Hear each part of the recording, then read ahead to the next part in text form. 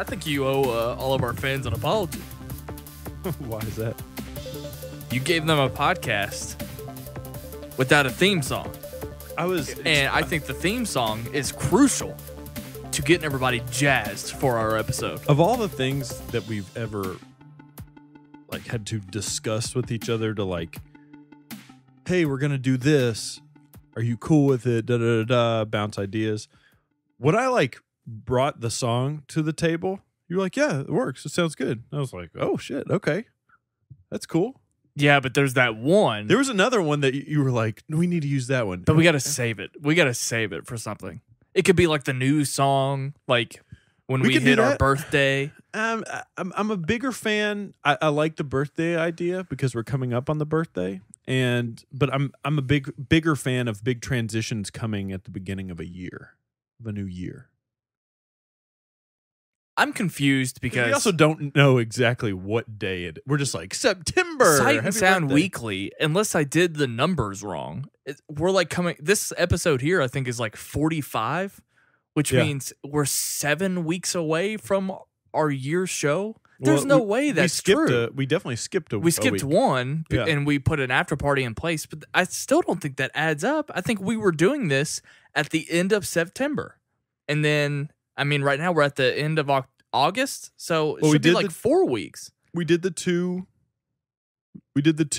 trial episodes, or was it 3? See, I don't remember. We did 2 trials. Yeah, you're right. Maybe that. I was gonna say I counted them, and I don't even know if those were put out consecutively. I don't think it really matters. I think it was, but anyway. Like, so one time, here's a funny story. My dad trained horses. Did you know this? As a child, while I was a child, that's what he did. Didn't know. I'm surprised he's still alive, to be frank. But didn't know that he's been kicked by a horse before. Oh my god! So in the foot? I think in the chest. I can't remember. Oh my god! I can't remember. Jesus! I had a dog named Scratch, and it was blind in the eye because it got kicked in the eye by a horse. I was too young to remember. So they could have made it up.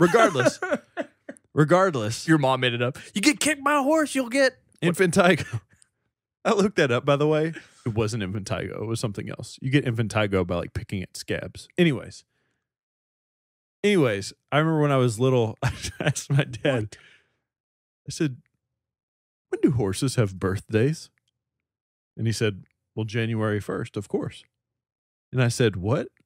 Why January 1st? And they said, because no one remembers when a horse is born. So they just celebrate their age at the beginning of every single year. Horses do? Like, do the horses know every January 1st this is everybody's birthday? Or you mean people celebrate their horses? In the industry, they say, oh, this horse is 2 because it's January 1st. So who knew that on the American New Year's? Apparently that's the same with dogs, too. But some people obviously keep track with dogs. A massive majority of Americans are keeping track. They're also celebrating their horse's birthday on that day. That's insane. Well, that is actually pretty important because the Kentucky Derby and the what's it called? The Triple Crown is only run by, 2-year-olds, I think? Like if you're older or younger than that, you can't run in the race. Did you know this? I think there is some kind of restriction or regulation, but I don't think what you said was the actual terms and conditions. I don't, because I feel like those horses have to be older than 2 years old sometimes. No, that's like peak form. They never run consecutively, do they? Like a horse only gets one shot in the Derby, right? Because of the age restriction, yeah. How old do the jockeys have to be? They can be whatever. How old are those people? It just depends on the size. Pat, do you even know any famous? Pat Day? Yeah, Pat Day is like, well, I don't know. He might be dead. I don't know. Just throwing it out there. He's like 300 years old. What's the lifespan of a jockey? Are they different than us? Are they different than you? They age much differently. Do they really? Do they 100%? Are they like Jack, the Robin Williams movie? Jockey's age? I was just going to say they're like... Or the lifespan because they're around a death animal. No, they're more likely to be killed. They're mythological creatures, and they're like dogs. So like 7 years old is equal to Jockey's 1. age like dogs. Great. Is that an agreed upon thing? A dog's age? Did you? Because to me, when I was growing up, they said, "Oh, 1 year is like 7 years." Is it dog year 7 years? Give or take. I mean, if that's the case, most dogs probably die between 13 and 15. So they're like outliving us. Right. So I think you could take that back a little bit. You could cut it down. Now that I have my own dog and he is like 10 or 11 years old, looks fine. He doesn't really act any different. He's a little timid. He's bald on his back. He's got he has his first thing of acne, dog acne. I think you could even make it dogs age 5 times I just faster. don't think it matters, right? If a dog is 15 and you did the 5 times, they'd die at 75. Yeah. I feel like that's fair. Here, let's do times 6 here. 15 times 6, 90. 6. That sounds better. Age in general is just such a trivial thing. Like I like look, it's almost my birthday. I'll be 30. It's all good, whatever. But I mean, I don't really feel 30. You know, when I was... You still feel like you're 18?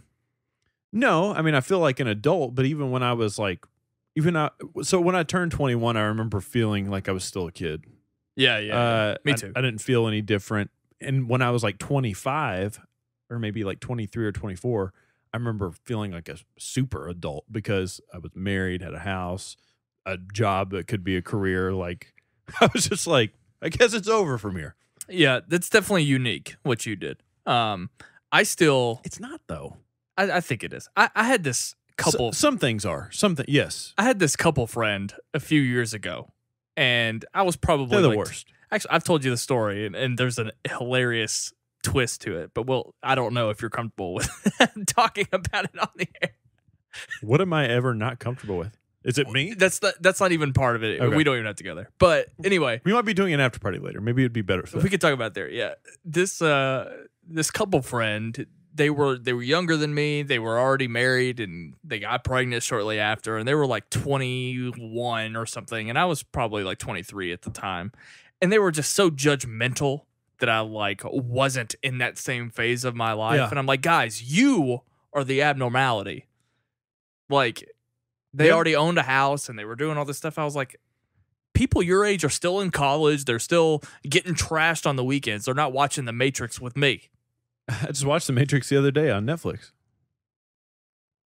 Not for the first time, but in general. I mean, you see tall people, you see little people. But have you ever seen a jockey in public? Yeah, of course. 100%. I don't think I ever have. Yeah. And we live in the heartland. I've never seen a jockey in person. You could be a jockey. That's not true at all. You're a little bit tall for a jockey, but your body type in general. There's no way. Jockey. Yeah. No. Jockeys are, I'm trying to be cordial here, but they're much smaller. You know who could be a jockey? Floyd Mayweather. He's very short. He's a little man. Ben Stiller, I bet he could be a jockey. Tom Cruise? No. Tom Cruise is like an inch shorter than me. Oh, okay. Well, why Ben Stiller? Is he like abnormally short? I think he's like 5'5". That's the thing about a jockey. Like, you have to be taller than a little person, a dwarf, and you have to... Jay! That's what they like to be called, right? Little person. And little then person? you started with the thing they like to be called, right. And then had to add in, here's the thing you get pissed at. Isn't it called dwarfism? Isn't that literally what it's called? Yeah, but let's be real. If you were a little person, would you prefer dwarf? What do they call them in Game of Thrones? Imp? Monsters? How dare you? How dare you? I'm not doing it. I'm talking about the show that glorifies incest. Okay, regardless, you can't be that short, but you can't be too tall either. You have to be some sort of in-between person. Yeah, I've never seen those in-between people. Yeah. I think you've seen more than you think. Regardless, do they drive regular cars? Well, yeah. Or do they ride? I don't know. Or do they? I figured they would always just have a horse. No, come on. Now you're just being ridiculous. Do jockeys have cars? I mean, it's a legitimate question. I'd like to know. You know what's crazy about jockeys? Here's what I will tell you. Send us an email, Sight and Sound Pod. I don't know if you've realized this or not about the Derby, but those jockeys that ride on like those $1 million horses in the actual Derby, did you know they ride multiple times throughout that day? Like the guy that won the well, maybe not necessarily for all of them because they might want to be saving, for later, but that's a huge thing. Jockeys don't just run one race a day. Like they run multiple races a day. That's fucking crazy. That's nuts. It's like how they get around town. It's like playing Russian roulette all day. Do jockeys get put down like horses do if they break a leg or anything? I'm over this conversation. So today when we're recording this, it is Saturday. And there's a few things going on. So we're going to be recording an after party after this. It's also nice because Ryan Snelling is here with me in my home, and we have something to do later. We're going to be watching this Floyd Mayweather Conor McGregor fight. And listen, the stakes are high because at the end of the night, we'll know for sure whether we have a trip out to LA. 100%. In our near future. And 100%. Do you think, to give you some backstory, Christian Harloff thinks we're madmen. By the way, I don't even know if we've talked about this. I actually want and think McGregor has a chance. I'm also somebody who has little to no knowledge. Right. I just don't know. I showed you one video of Brendan Schaub talking about it. Yeah. But anyway, I'm rooting for McGregor now because if he wins, Christian Harloff bet us a trip to L.A. And so I'm not getting to L.A. unless McGregor wins. Do you think he'll hold up? He bet me. Yeah, but we're a package deal. Okay. If Christian flew you out to L.A. and I didn't go, I would quit after Smoke. Okay. See you later.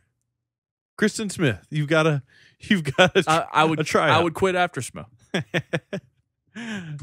Yeah, look, I'm excited about this fight. I'm excited about it. I'm also excited for it to be over. Like I really am. I'm fucking sick of it. You might be. I mean, it's barely been in my consciousness. I mean, Le Batard brings it up sometimes, but you know how you're sick about DCEU talk, which we're going to talk about later. We're both sick of that. I mean. So that's how I am because I listen. I listen to Joe Rogan, Fighting the Kid, Big Brown Breakdown, all three of them. And you could certainly bring this into the movie space, the movie online space. But that's why I just can't stand sports speculation. Because there's no way to be an expert in sports. That's just my take. There's just no way. To a certain extent, here's what I'll say about that. And this is what's fascinating about, again, I talk about him all the time, but that's why Brendan Schaub is so great because he is only third in his early 30s, which could be prime years for any athlete. He has been a professional athlete, not only in MMA. He's also a Golden Gloves boxer.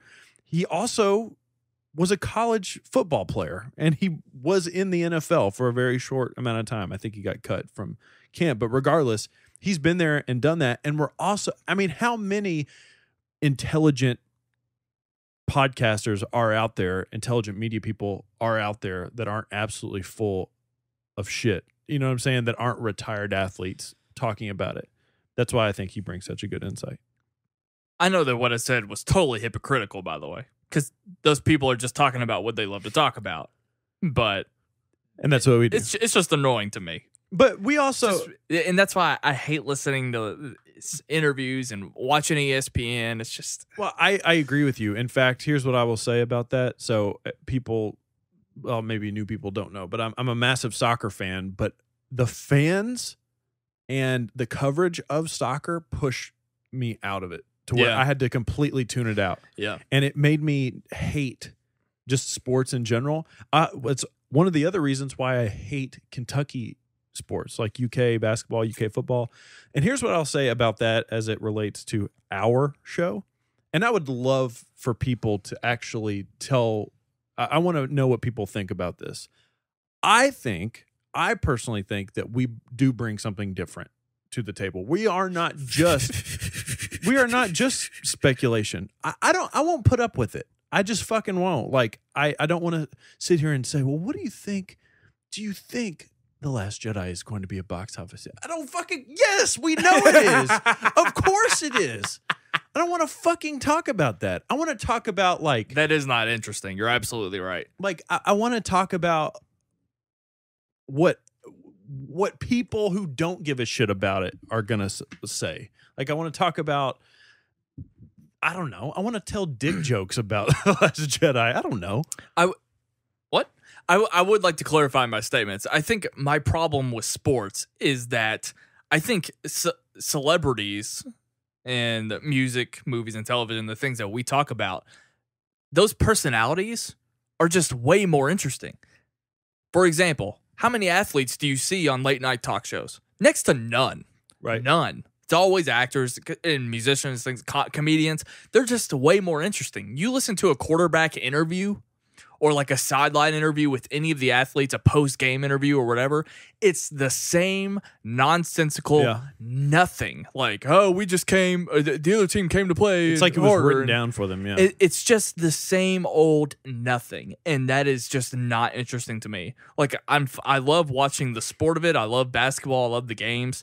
But the athletes just don't interest me nearly as much as actors and things like that. And I remember growing up and when I was getting more into movies and people were like, oh, people around me who weren't really into movies, they saw me as this guy knows everything about movies. And they could ask me, who's in this movie? Who directed this? And I would just be able to tell them. And they thought I was some mutant just because I knew who was in what. And I'm like, it's the same thing as and who won the World Series in 1969. It's like, it's the same exact thing. Anyway. Well, I can pinpoint the exact moment when I just was completely turned off by the sports stuff, especially with soccer. So the team that I follow is Manchester United, and we had bandwagon. The team had been on a little bit of a downturn, like they weren't having a great time by their own standards. And last season we got a great coach, great team, all this stuff, and everything sort of started to turn around for us, and the fans were coming on these fucking call-in shows and like pinpointing the dumbest shit, like, and we'll get into like fan interactions and nitpicking and all that bullshit. And I was just like, what do people want? People just like to bitch and moan and complain. And I just, from my perspective, even in a pop culture discussion, like, I don't want to be that person. I just don't want to be that person that's just bitching and complaining because that's the entertaining thing to do.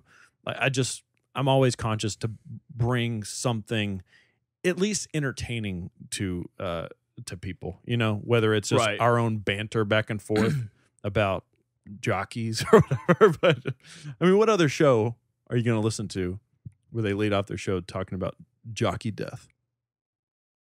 Le Batard. Band name called it. This actually segues perfectly because you mentioned soccer. This segues perfectly into my Subway story. Let's get into it. Then I want to talk about how I got anxiety this week. Went to Subway prior to coming here. How do you feel about Subway? I know a lot of people that just think Subway is straight trash. We've eaten Subway together several times now. We have. I like it.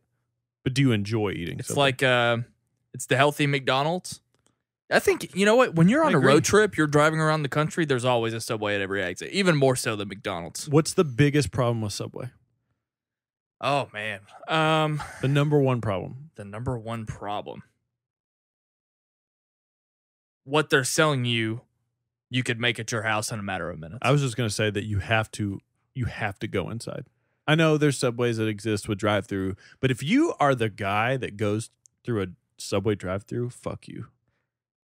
Let me get lettuce, pickle. I mean, the list that you have to tell them. I think the format of it, it's like a Qdoba where you have to go in, but you're struggling. The Qdoba quality level, right? That's what I'm saying. You're struggling with what I presented, which is that you're talking about food that you can make at your house in seconds, but the format of it. Yeah, Jimmy John's and Subway are the same thing. Jimmy John's is much more easy. Jimmy John's, it's harder to puncture the bread. Oh, 100%. My jaw hurts after I eat Jimmy John's. Yeah, it's unless you're getting an unwich. You can smush a Subway sandwich down to fit it into your mouth. You kind of have to stretch a little bit. Do you ever go with the wheat? Do you ever go with the wheat bread at Jimmy John's? It's a different experience. I didn't know that. You know they have it? It's like actual bread. It's not the hard. I've seen the picture. Yeah, okay. I've seen the picture of it on the menu. But yeah, when I'm eating Jimmy John's, I have to be like a boa constrictor. I have to unhinge my jaw to get it all around there. And so anyway, I walk into Subway, and I was like the second car in the parking lot. Yeah. Was this the one here? Yeah, I thought I'd get in, get out. I thought I was going to make it here. The parking lot's awkward. Quickly. It's weird. And so when you the second you back out of the parking dangerous. lot, you're in the highway. It's so right? weird. It's like the parking lot is the shoulder of a highway. It's so odd. It's like being a jockey. Yeah. What? Just dangerous every time you do it. Oh, okay.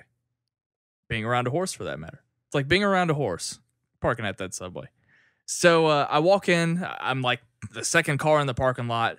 There are maybe 40 high school kids. It's a traveling soccer team in there. And half of them are sitting down. They've taken up every single seat in that restaurant. Not a big Subway. And half of them are in the line in front of me. And I'm thinking, oh, great. And I can see the workers, they're all sweating. They have so many sandwiches to make. And the second that I walked in and got in line, I guess they were going in groups because I saw several tables rise up and then file in behind me. So I happened to just squeeze in between these two groups. Otherwise, if I'd walked in a second later, I would have been behind 25 people easily. There's nothing worse than that. Yes. Than realizing if you would have just not held the door for the 15 people.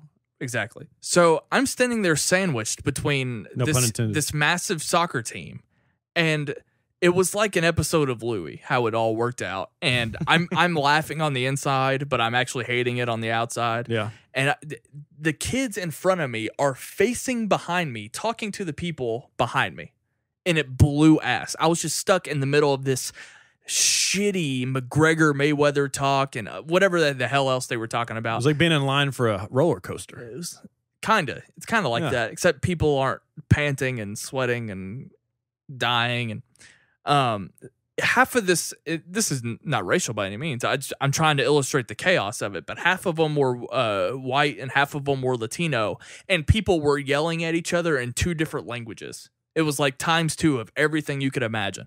And so finally I approach, there's maybe like two or three people in front of me. And finally the man, who I can only assume is the coach of this team, looks at me and goes, "Excuse me, are you only getting one sandwich?" I said, "Yes, sir." He goes, "Okay, go ahead. I'll pay for you." And I just looked at him and I was like, "What? Why?"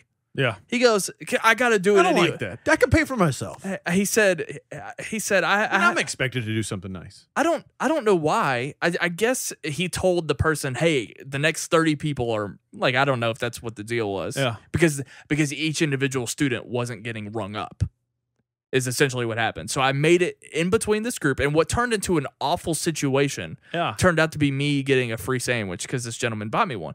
And all I got was a 6-inch Italian BMT. Do you feel obligated to not get something as fancy? Look, I kind of, but that's what I would get anyway. Okay. So you put the chips on the sandwich. I didn't get chips, yeah. But I have the cash in my wallet. It's the cash I'm giving to you for the fight tonight. So I couldn't give them my cash. Right. Like, I could have found a way around it, I think, but I basically was just like, "Thank you so much," and I took the free sandwich. And I'm approaching the end of a free sight and sound chart. Hey, can I get your address? As I'm giving the lady the toppings, he goes, "You can get whatever you want." I said, "No, man, this is my sandwich. This is what I get here." And so he was very nice. I shook his hand and left. And like I said, I walked in and it was like a Louis episode. It took forever. And then it ended pretty well for me. Oh, that's good. Got the free sandwich. That's fantastic. Yeah, Subway, I'm always very judgmental of whoever is making my sandwich, because you ever got the person,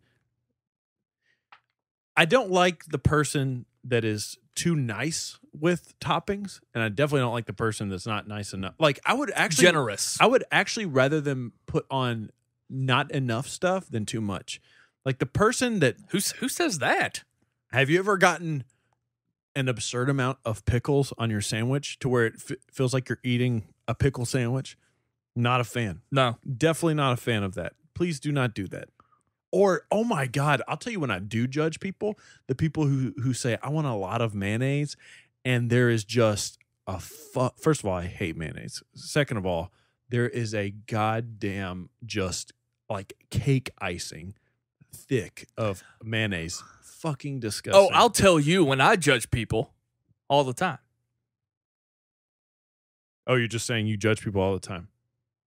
I also judge people all the time. That's why I'll always say a little bit of ranch. I get ranch Right. on the sandwich. I say a little bit of ranch, and a little bit is still a strong line across the entire sandwich. Sometimes I laugh at myself because I say I have to, when I go to Starbucks and I get heavy whipping cream, I have to say light heavy whipping cream. You know what you do?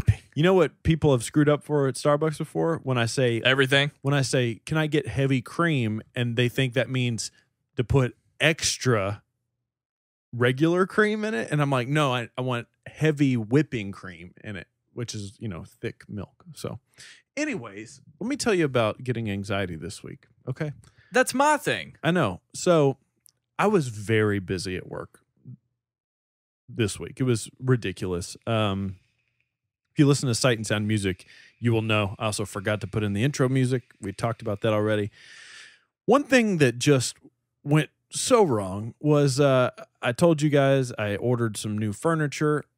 It's coming. It's on its way.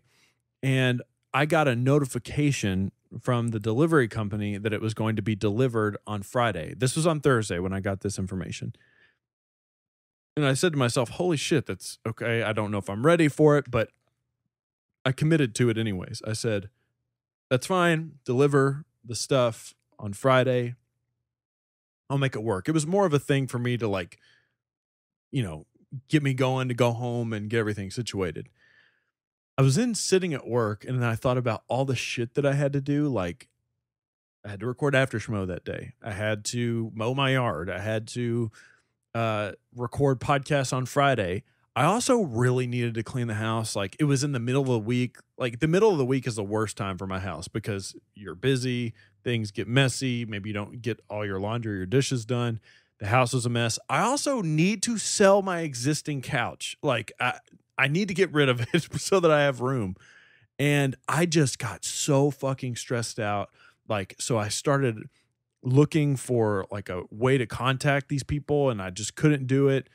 And my God, I was like freaking the fuck out. I was busy at work. So I got on the phone and I called these people that I bought my furniture from.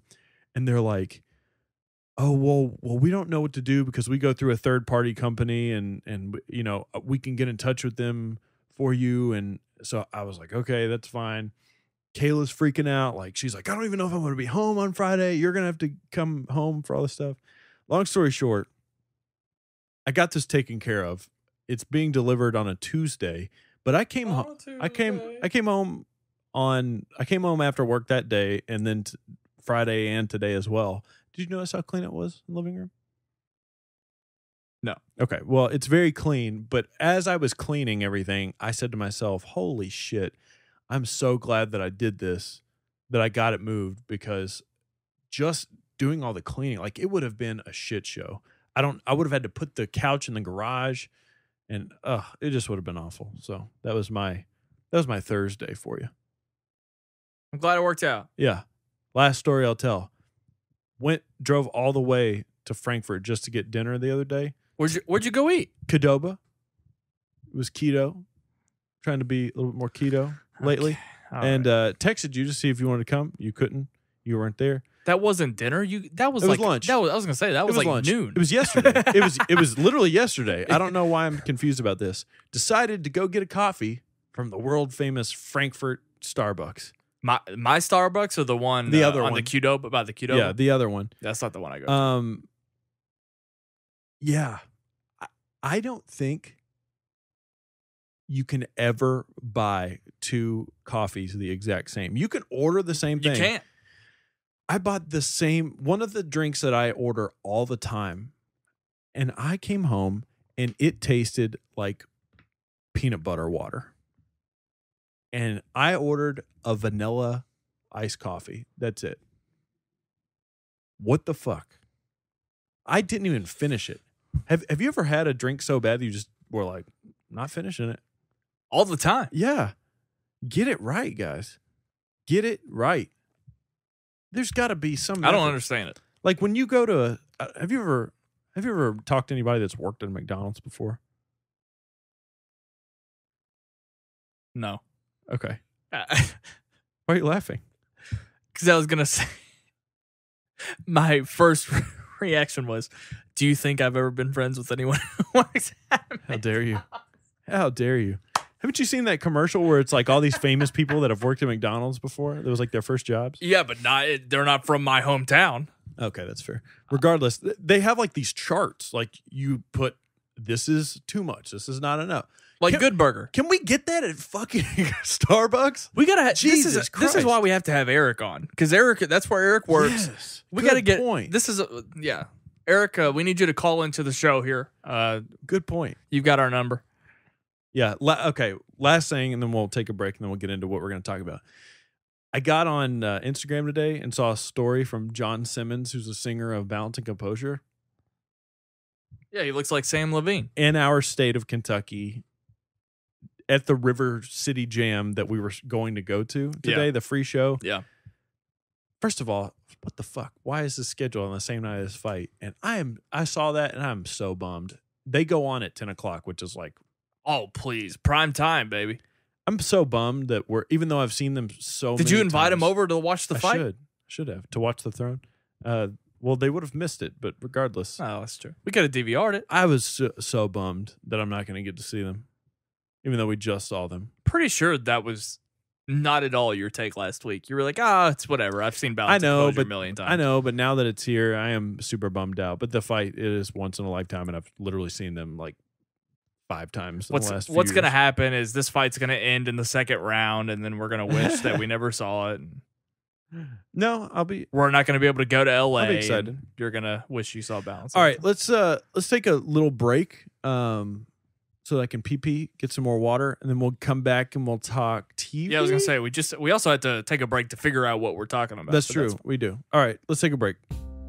We love cramming your ear holes with sight and sound goodness, but now we want to be all over your body. Wait, before you file a police report, we want you to wear our t-shirts. Head on over to sightsoundpod.com and pick up your sight and sound gear today. Every month we are releasing exclusive and limited designs, so if you see something you really want, make sure to pick it up before it goes away forever. Oh yeah, and the best part? Every time you buy a Sight and Sound shirt, you can go to bed at night feeling like a better person because you are doing your part to not only support this show, but make it better in the future.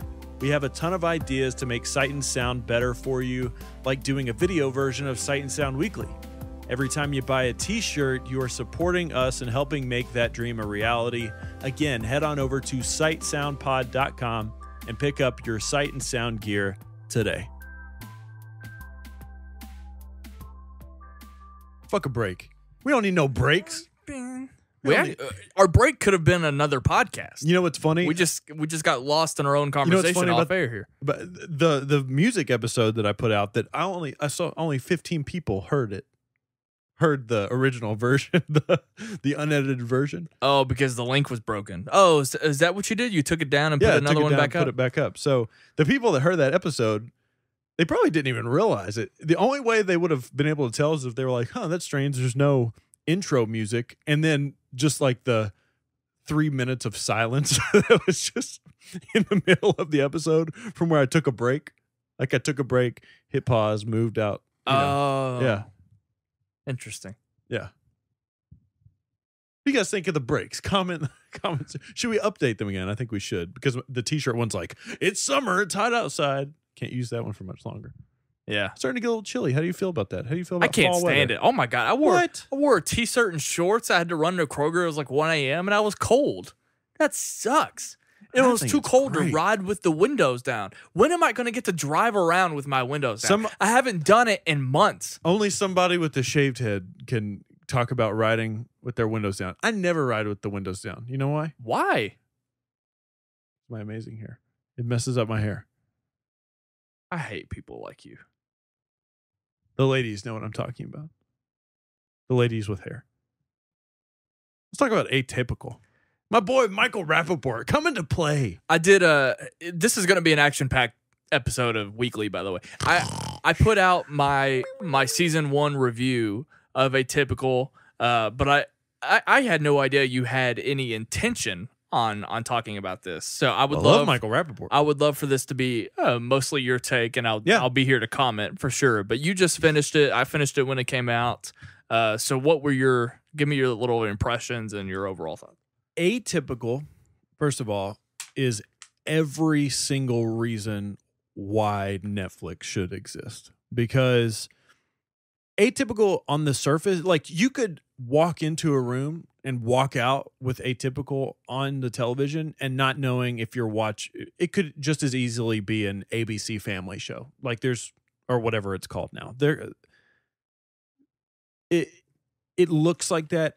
It sounds like that. Freeform. It seems like that. However, this is creators of shows like that using a platform like Netflix to their advantage. They can explore more adult ideas. It's why one of the reasons why 13 Reasons Why was so good, because that could have easily been a watered down TV show on ABC Family, but they explored darker things.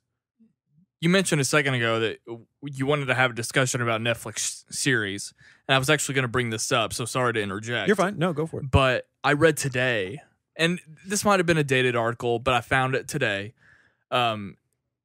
Science now backs up that 13 Reasons Why is harmful. I can believe that.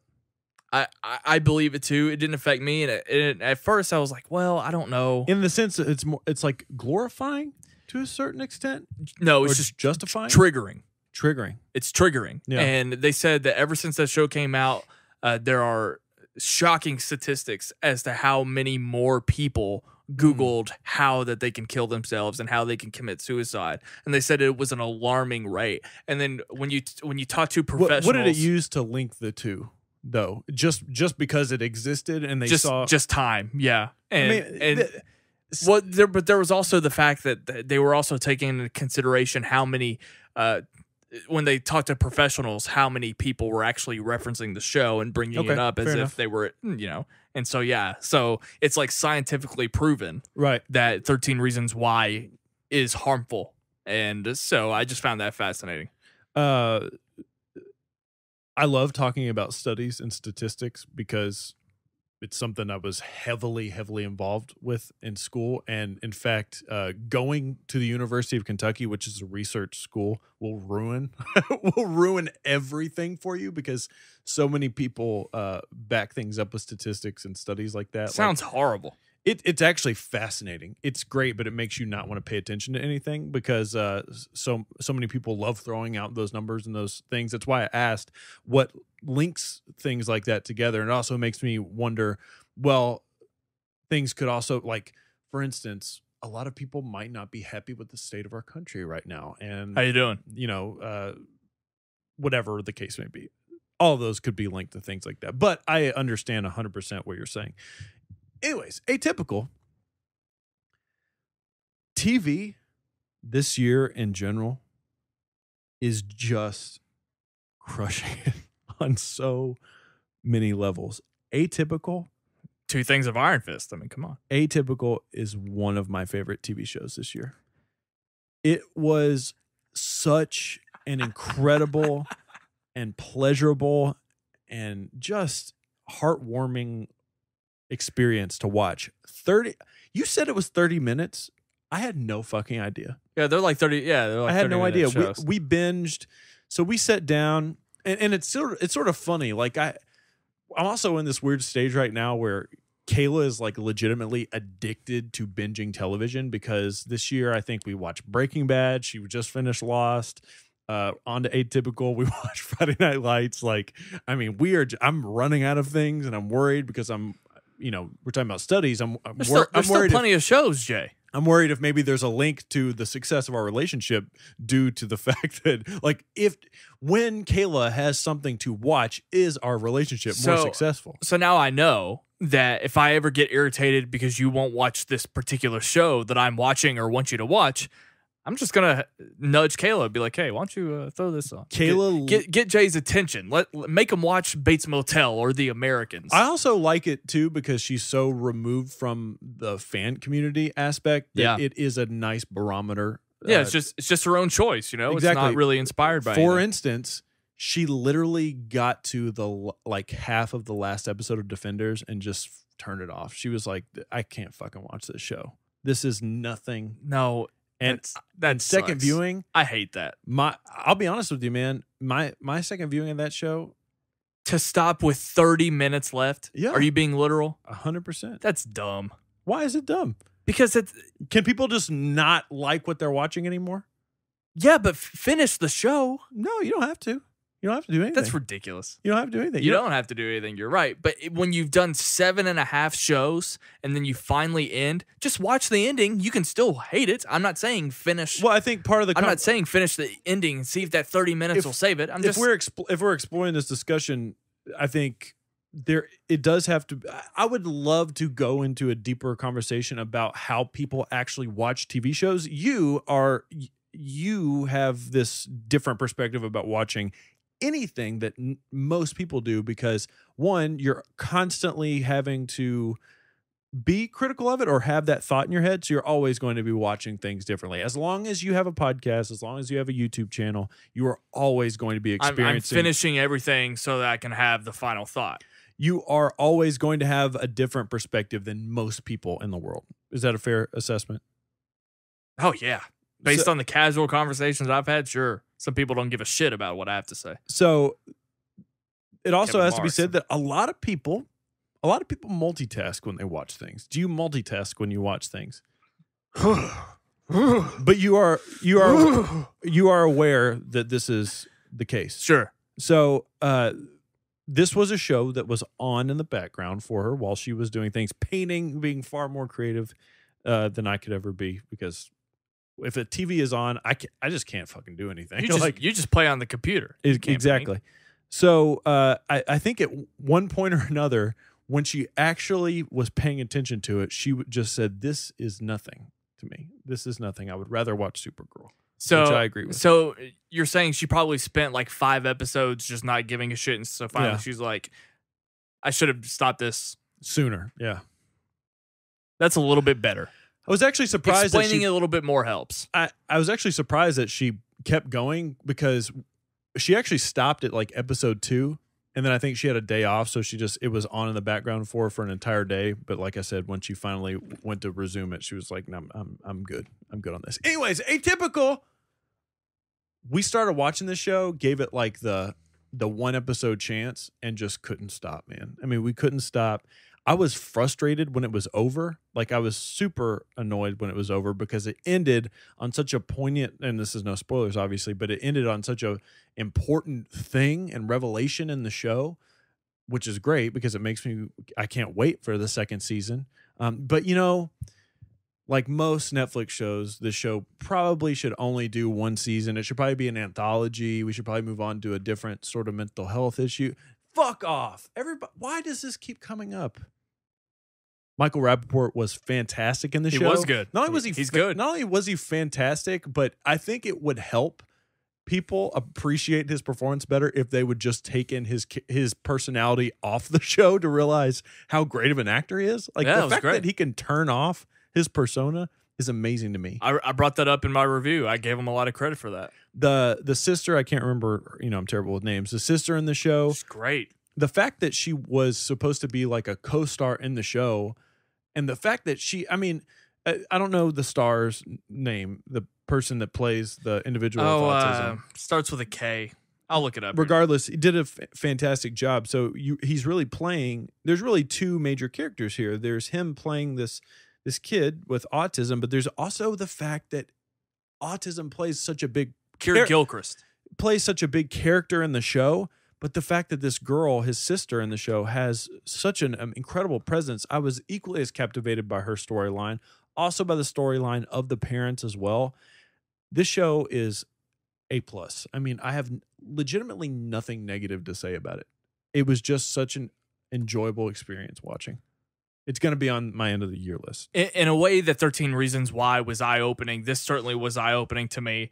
I actually I know a parent of someone who's autistic, and I've heard about their struggles, but I didn't really know how his life for those years has been completely different than anyone else's.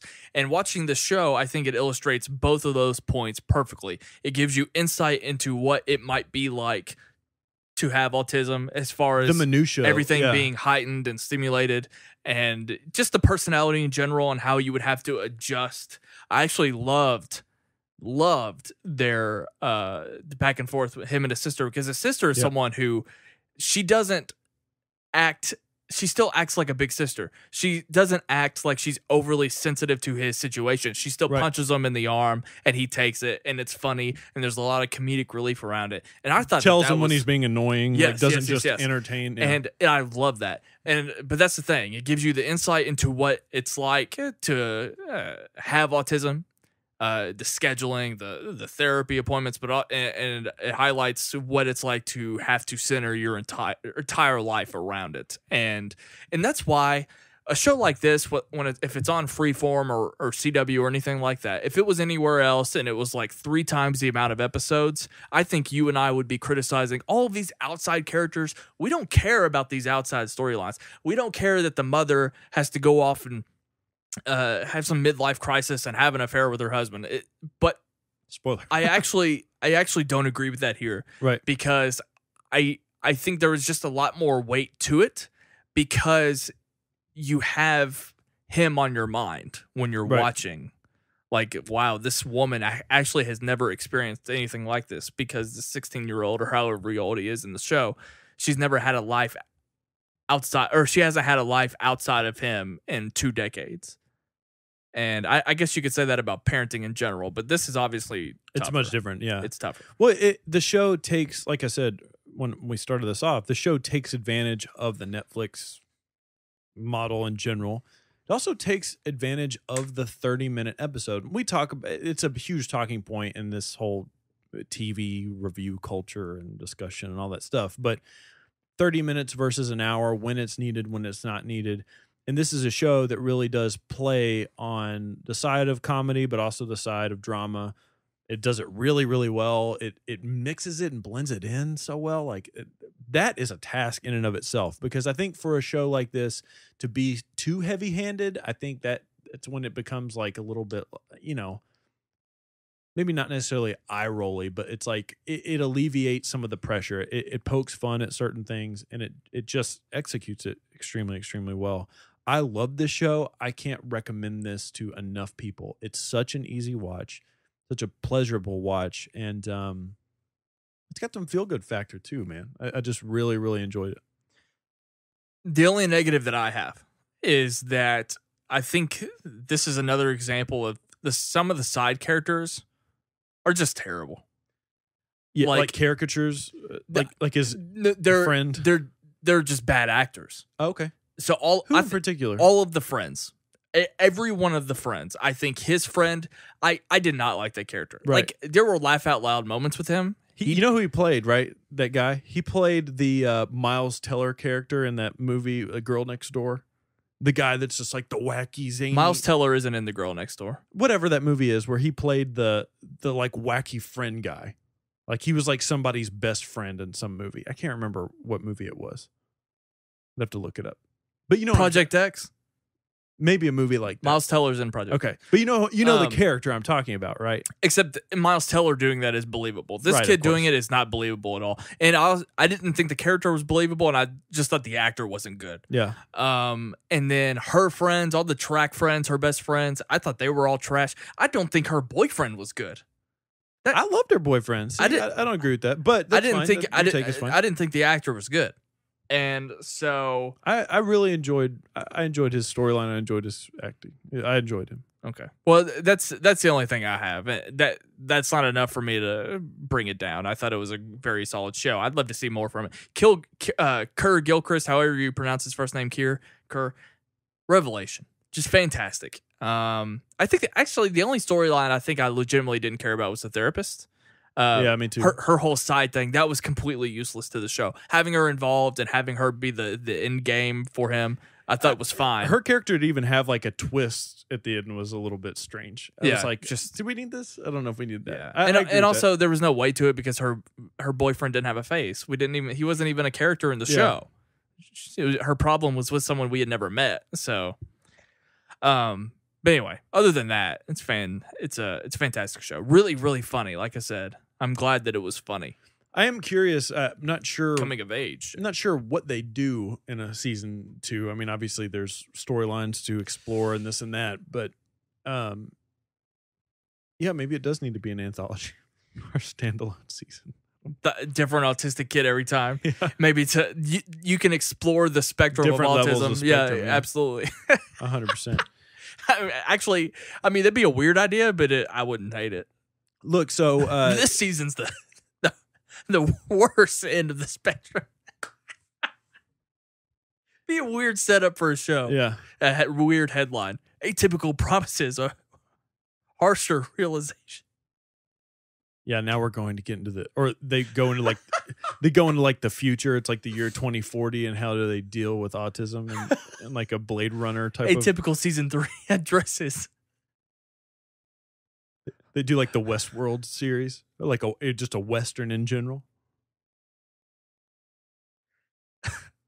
Autism vaccine. There you go. Yeah. Underground Becomes an X-Men show. Underground, like gladiator style, where they're battling the Mad Max of autism. Wait, isn't Mad Max already kind of autistic anyways? He doesn't really say much, does he? Drive. So, there's that theory in Drive.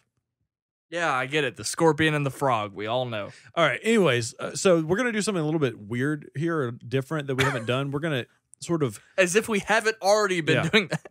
We're going to do this TV discussion, this last part of the TV discussion. It's going to transition in our movie thing too. But we have got to. So this is coming out on a Monday when people will have seen the Game of Thrones finale.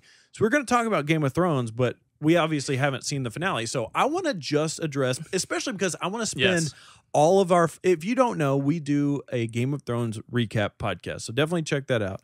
Especially check it out so that you know about it for the last season. But I don't want to talk about the fan reaction in our last episode. I just don't want to. All I want to talk about is the last episode. In our last episode. Recap.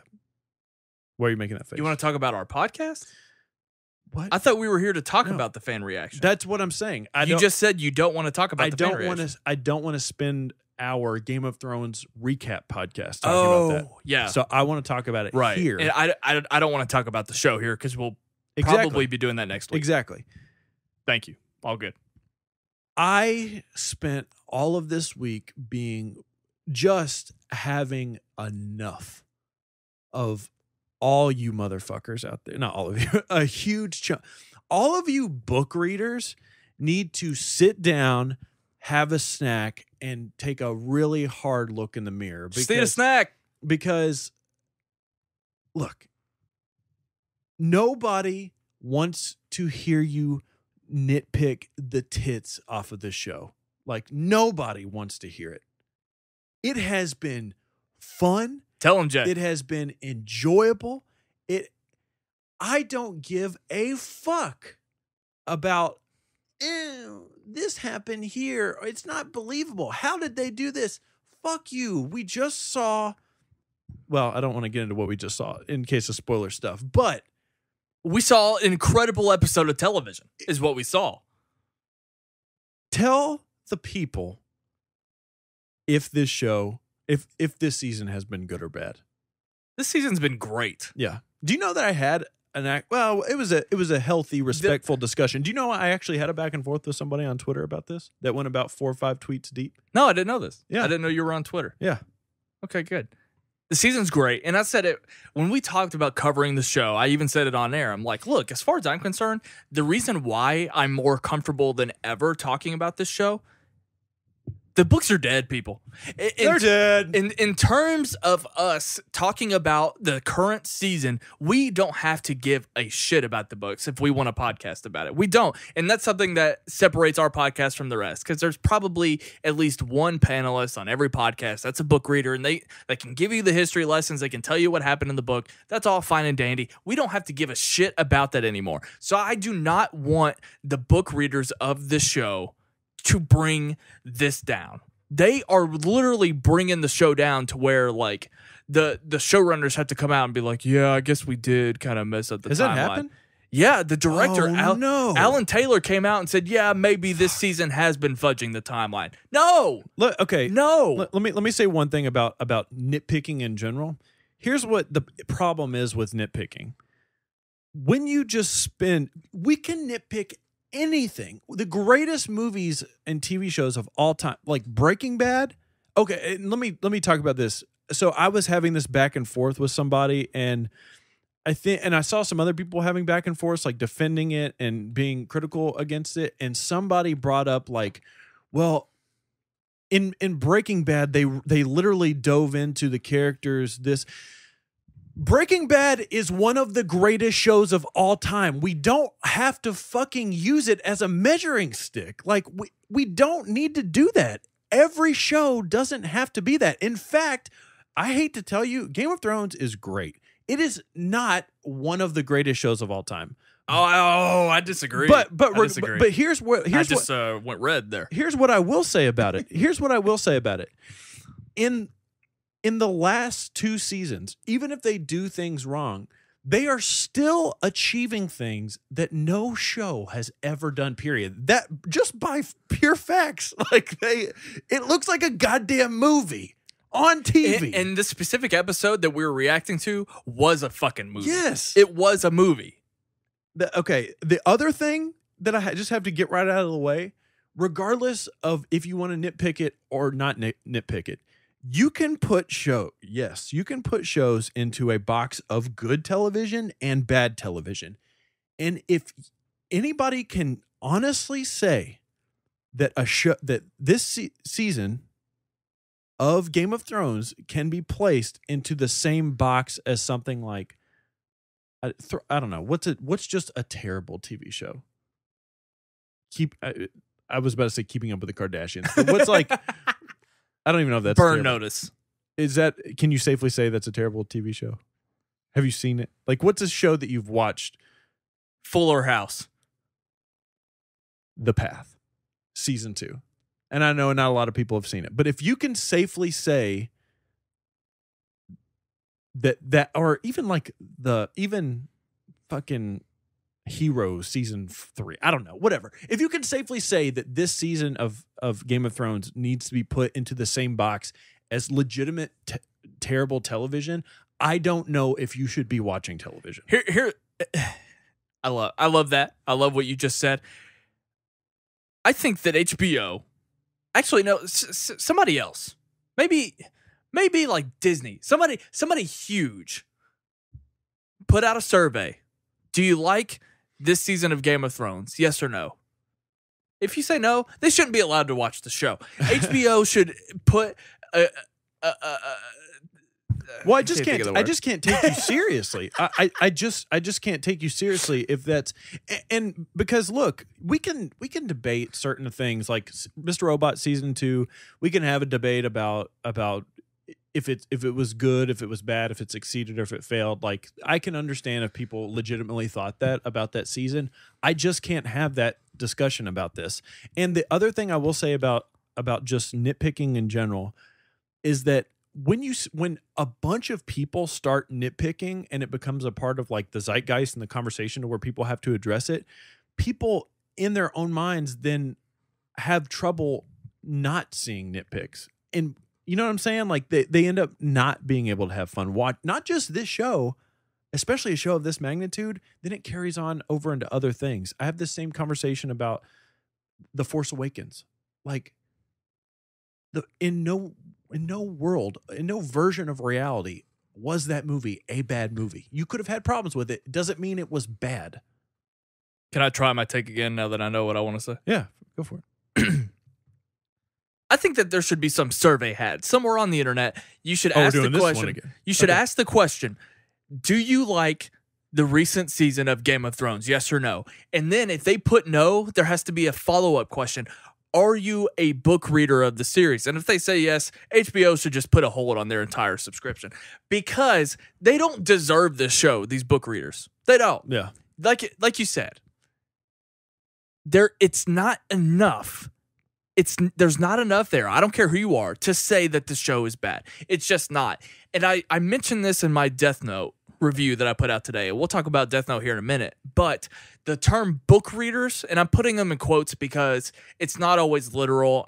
Sometimes we talk about people who are Force Awakens, comparing it to another movie. They're comparing it to another adaptation in general. So you can't always call them a book reader. But right now, that's the term I'm using. Book readers can never... When is that the pedestal? Since when is that the pedestal? Oh, the book that came out first. Why does a movie, anytime a movie comes out, have to hold itself to the book that came before it? They don't. There's a reason why audiobooks are like literally forever long. You know what I'm saying? Yes. Like you literally have the ability to dive into, yes, books are the most in-depth version of creative content that you could possibly have because you are capable of diving into the thought process of individuals. I'm currently going to look up the length of a Game of Thrones audiobook. Oh my God. By the way, I'm just curious. I just can't take people seriously with these types of discussions. And I mean, like, here's what I want to do. I want to entertain, like, what would it take? Did you find the answer? Well, tell us this, and then I want to ask you a question. The audiobook for Game of Thrones, the first book in the Fire and Ice book series, 10 shows, 10 hours. Right. The audiobook, 10 episodes. 10 episodes, yeah. 10 hours of the show.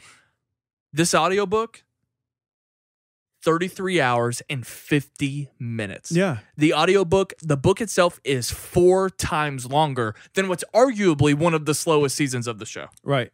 And I just don't know how you use like that as a measuring stick. And the whole thing too of like, I mean, you could even probably argue one of the greatest,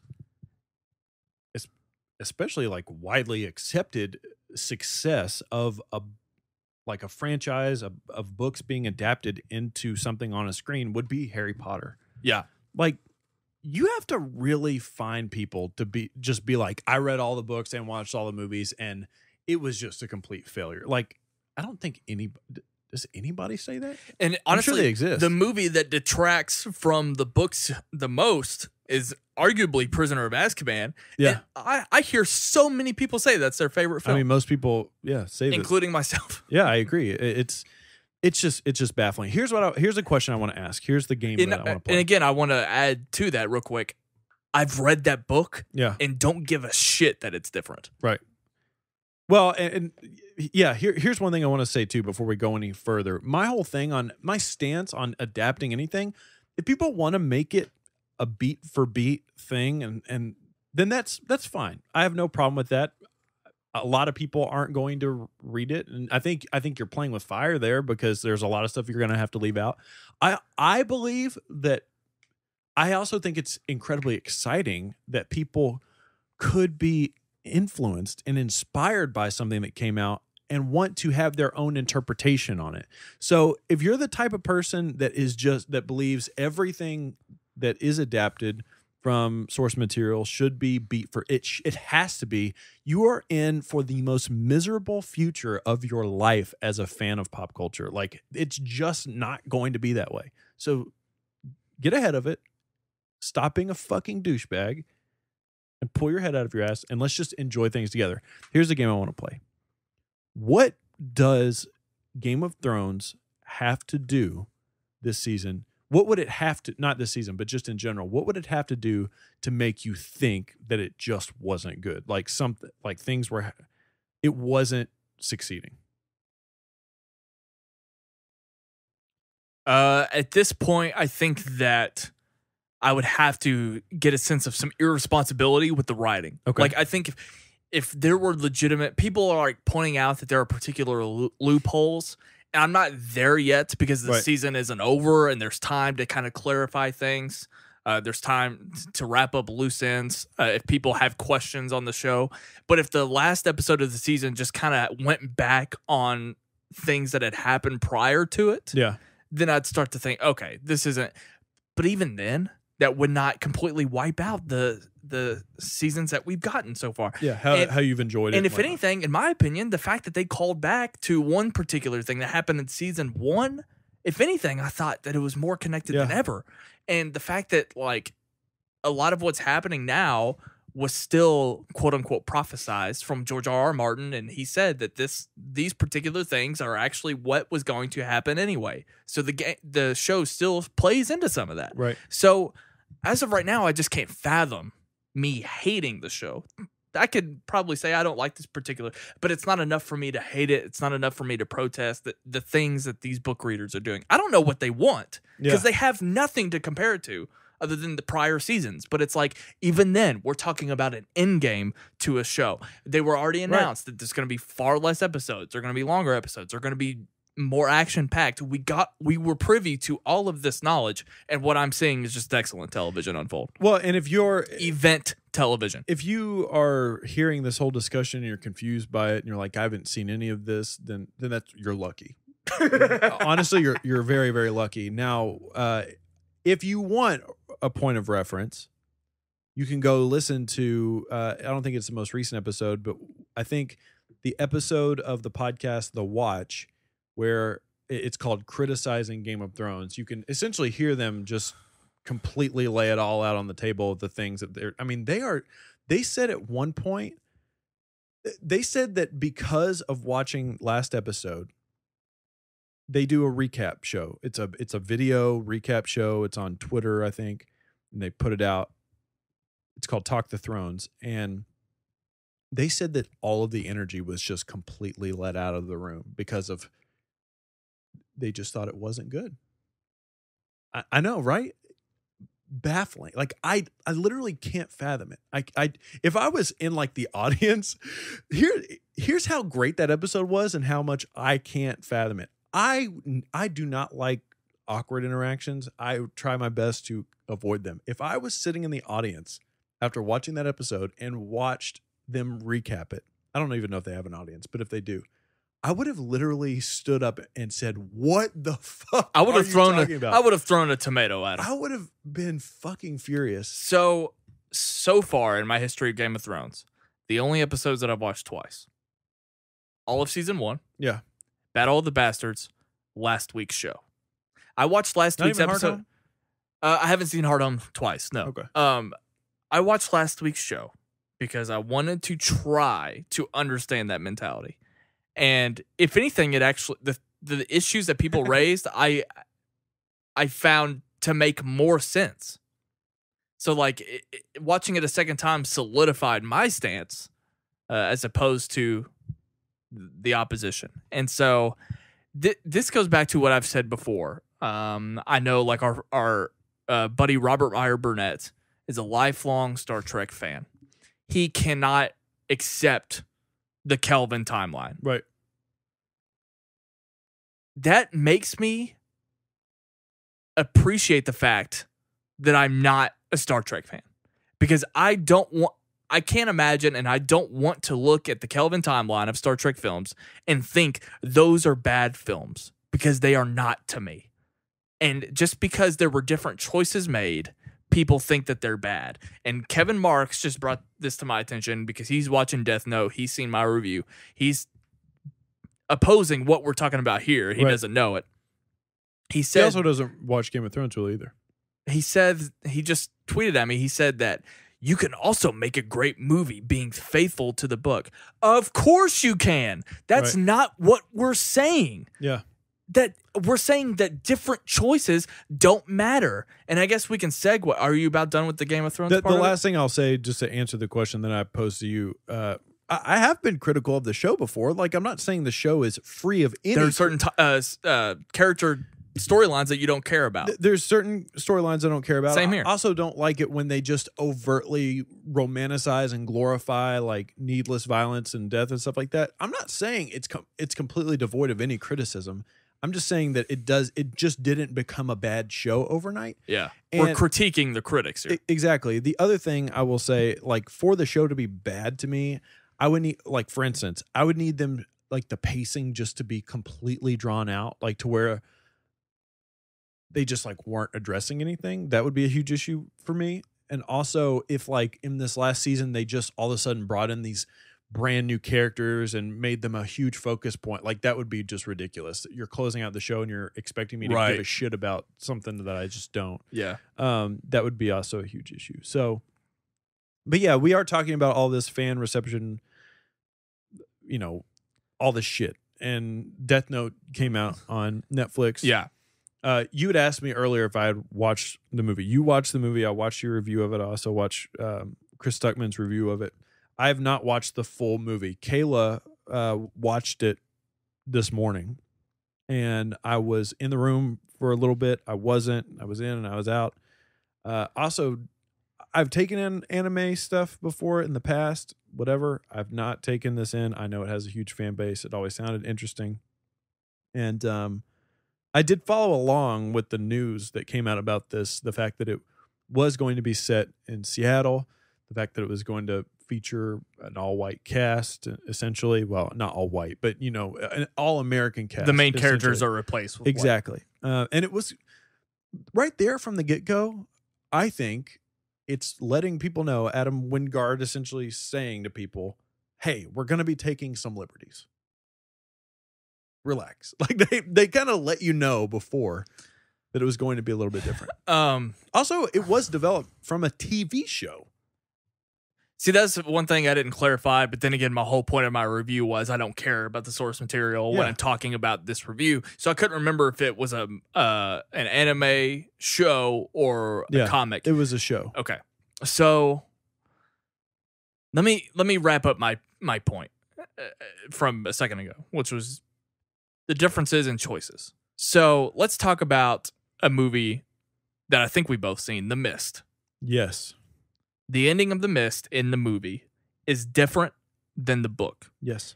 I think most people, including Stephen King, would agree that the movie's ending is better. I think he did state that. He said that, but I mean popular opinion. Do you agree? 100%. So the ending of that movie is incredible. I've never heard anyone say after the release of that movie that the book was trash. Right. No one says that. Yeah. So when you're looking at it backwards, no one does that. You can go another way with that too with Stephen King. The Shining. Stephen King, even though The Shining is one of the best horror movies of all time, Stephen King hates that movie. Yes. He not only does he hate it, he does not accept it as a quality adaptation of his work. I think most people appreciate that movie for what it is. And The Shining? Yes. Oh, they love it. That movie, Kubrick? You fucking kidding me? That movie never caused anyone It's iconic. It never caused anyone to question the book and then turn on the book and say that the book was trash. They say it's fine. Yes. To exist as so, it is, yeah. To all of these people, including Kevin Marks, who are pointing out the movie did this with the main character's name is Light. That's the main character's name in Death Note. Light is different because of this and that, blah, blah, blah. I've never read or seen the show that it's based on. Mm-hmm. So none of that matters to me. I'm judging the light that I see on screen in this movie, how it affects. None of that other stuff matters. Yeah. And that's what I wish people would do. Does this work within the movie? Does this work as a movie? It doesn't, because there are so many other times where you let it go. Like The Shining, like The Mist. People let that stuff go. But if you make a movie based on a book or anything like that, then the book is on the pedestal. And then, by God, this movie can't betray the book. Right. And it drives me insane. Well, so, and that was the point of my review. I started off at the top of the review. We kind of had that's not what this discussion is. If you guys want a review, go check it out. It's on the YouTube channel. Yeah, we're transitioning. I want to actually get into what we saw from Death Note. But that's one thing that I've been struggling with. And that's one thing that I said on my review on YouTube. And that's what I'll say here is that I'm not privy or precious to any of the source material. I only have context of Death Note because this movie was coming out. The other big takeaway from this whole conversation, and especially this Death Note stuff, because now we're moving away from criticism and just getting into like how faithful things are and just removing your own attachments from things. And, you know, I'm trying to even really think what I do have like a really hardcore attachment to. I mean, I had an attachment to The Dark Tower. I didn't see that movie just because I just heard it wasn't that great and I just didn't feel like seeing it. You know, even things with like Batman, like I remember when BVS came out and people were really, really hardcore about Batman killing people in that movie. And I get that. Batman killing people, honestly don't care. I don't give a fuck if he's killing people or not. My criticism of that was that no one told me why that is in that movie. Like they just didn't explain right, it. yeah. Like it would have been much better, and I think it would have been easier for, well, maybe not for everybody, but especially for you who does have more of an attachment to Batman probably than I do, and I love Batman. Would you have been able to accept it if they would have given you like a legitimate reason why he was doing it? I didn't have a problem with it in general. Okay, fair enough. And I care a lot about Batman. He's one of arguably my favorite character in fiction. And to be honest, yeah, when I was watching Batman v Superman, I didn't even notice that it was happening. Right. Like after I saw the movie and people were bringing up that point, I'm like, when he was driving the Batmobile around, I thought he was just like stunning the people. I didn't really see any clear death. But then when you didn't like put a gun to somebody's head and pull the trigger. And then when you watch the Ultimate Edition and you see the Save Martha scene, and you realize that when he's throwing people into the walls, right, they splatter like flies and the blood's on the wall. And then you get okay, that's what people are addressing. But the portrayal in the Batman is so good that I look right over it. Exactly. Because it's not enough. And you know, I wish in my heart of hearts that I could try to like equate this whole conversation to music. And the only thing I can really equate it to with music is bands changing over time. And you know how I feel about that. You know, I welcome it. I champion it. I fucking hope that it happens. But those conversations do go down in music. Yeah. I mean, I just put up a review for this band that made a really significant shift in their sound, and it's divided some people. My statement on it was, I love that they're taking the risk. I just don't think they did it very well. Like that's a whole other conversation in and of itself. But with this Death Note thing, I just wish people would. I want people, if you just don't think it's a good movie, and that's sort of what I'm seeing from some people, like there are some, I hope that people saw your review, and this is why I liked your review. You illustrated the point, like, I've removed all of this because I don't know anything about it. I don't know anything about the source material, but it's also just the movie's just kind of fine. Like it's not, well, the movie's just not great. Like it has some issues in and of itself. So that's what I don't want people to walk away from who are saying it didn't stick to the source material. I don't want them to say like, oh, see, even people, like everybody's agreeing with that. That's the issue. That's not necessarily the issue. Well, and going back to what, sort of to help clarify, yeah, I have no problem with someone watching the movie and saying, I like what they did in the book more or what they did in the show more. Right. That's fine. Yeah, 100%. But just for the sake of change, to raise the pitchfork and light the torch there, that's what I have a problem with. Like, you just can't accept something being better. Yeah, if you're criticizing a movie, and use criticisms of the movie. Don't use criticisms of the book. Right. And I'm glad you brought up Dark Tower, because one thing I said in my Dark Tower review is that it ruined exploring the rest of the books and everything. What I meant by that was the movie did that much of a disservice to everything that came before it. Like, I'm not totally against reading those books. That was criticism of the film, but it doesn't tarnish the name Dark Tower, Gunslinger Reborn, or whatever you want to say. We should be reviewing Death Note. So anyway, how much of the movie did you watch? So I came in. What's funny about it is, before even watching a review, I was coming in and out of the movie, and I'm going to give you my review of what I saw. Okay.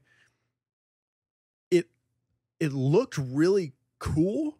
Like it looked cool. Like some of the stylistic approach to it was interesting. I thought the music that they used in the movie was very trendy. Like if I've said it once, I've said it a million times. I'm so fucking over the 80s. Like, why are we still so attached to this? So I was sort of rolling my eyes at that. I also, every time I walked in the room, something completely different was going on. Like, it was just like a completely different idea. Like, you had Lakeith Stanfield walking around with this looking like a ninja. And then all of a sudden he's addressing the media, which I thought was very strange. And then I saw the creature. And then I saw the girl from Leftovers. She was hanging out. And then I saw some people jump off some roofs. I was like, what the fuck is this? And then I thought, oh yeah, it's adapted from an anime. And animes are fucking crazy. There's a part of me, and I think this might be why I gave it the 3 out of 5, is that because it was an anime and because it was already fantasy or whatever you want to categorize it as, yeah, there's already that element of you have to give yourself to it. Like, 100%. Like, you're watching something ridiculous happen. You kind of have to give yourself to it and give it the benefit of the doubt. And what I saw a cool concept, but not great execution. Right. And I said it in my review as well. I mean, it's apparent that this was a TV show because it probably needed to be a TV show. And I'd be curious to see if these same people who have such a problem with the movie would agree with if it was the same thing, but Chris Stuckman had a similar discussion. Yeah. How I haven't seen any reviews. How far off was my review from Stuckman's? Because he's privy to it all, right? Essentially the exact. I think you gave yours a C+. He gave his a C-, but he also was super heavy on how different it was from the adaptation. Yeah. The fact that there were missed opportunities with it. And that's fine. Yeah, 100%. I mean, there he did go heavily into a thing about like character changes. Like there were character changes that he didn't really enjoy, and it affected him a little bit, which is I sort of think is frustrating. Yeah. Okay, that's kind of getting into the ballpark of what I was talking about. Right. But I think that there were ideas. It was an idea machine, and it was really cool. Overall, I was mostly engaged, but I could tell watching that movie that it moves at 1,000,000 miles an hour. There is a new idea, a new angle, a new perspective on this premise every 10 minutes, and then that's about all you get. Like, sounds like it needed to be a TV show. 100%. Looking back, I'm not even sure what kind of law enforcement officer L is. Right. Keith Stanfield's character. I don't get it. It was just weird. He never had a gun on him, as far as I could tell. Like, he didn't wear a uniform, and could have been anybody. Yeah, and you could tell that that's an anime character walking around in a hood with 100%. A mask over his face, because that's genius. I saw a scene of how he was sitting in a chair, he was like crouched in a chair, and I was like, that's how we should do the podcast. Oh, that looks like anime to me. Yeah. Not only did it look like anime, it also looked like something Lakeith Stanfield would do in Atlanta. And all it did was make me want to go back and watch Atlanta. Yeah, and then he's great. Then I got annoyed that I can't stream Atlanta anywhere. You need to watch him in Short Term 12. What the fuck? So, what was I talking about? Oh, yeah. So, you barely had any time to spend with all those ideas, and it just moves so fast. People arrive at the quickest conclusions. Yeah. And like, all of these characters must be geniuses. And a minor spoiler, but the main character gets himself into trouble, and L is the law enforcement angle of the movie, and his very first suspect is the main character of the show. Yeah. Like, he just quickly arrived at that conclusion, and it was like, now we're here. Like, it just moved so quick. Now? And there's a million examples of that. Yeah. Like, how quickly the main character gets over this idea of the Death Note in general. Seeing Rook, or the name of the monster, whatever it is. It's just so quick that we don't get any time with any of it. But overall, I was mostly engaged to where it didn't go into the 2-star or 1-star, which would have been pretty much purely negative. Look, I think the unfortunate thing is this whole discussion that's come up now of this apprehension of studios and creators in general wanting to adapt anime stuff. Well, first of all, you know who's ruining that are all the anime fans. Stop bitching and complaining about this stuff. I mean, now granted, so we've had two this year, two very popular adaptations of anime. It's easy stuff. for you to say though because you're not an anime fan. Well, yeah, of course, that's true. But I'm just saying, from people who are fucking complaining about, you know, the quality of adaptations. Now, here's the thing where I don't have any basis of saying this. I didn't see either of them, right? I didn't see all of Ghost in the Shell or Death Note in their entirety, so I really don't have any basis Ghost in the Shell, please, to say this. But from what I can tell, it seems like both sets of fans were complaining about them not being true to the adaptation or true to the source material.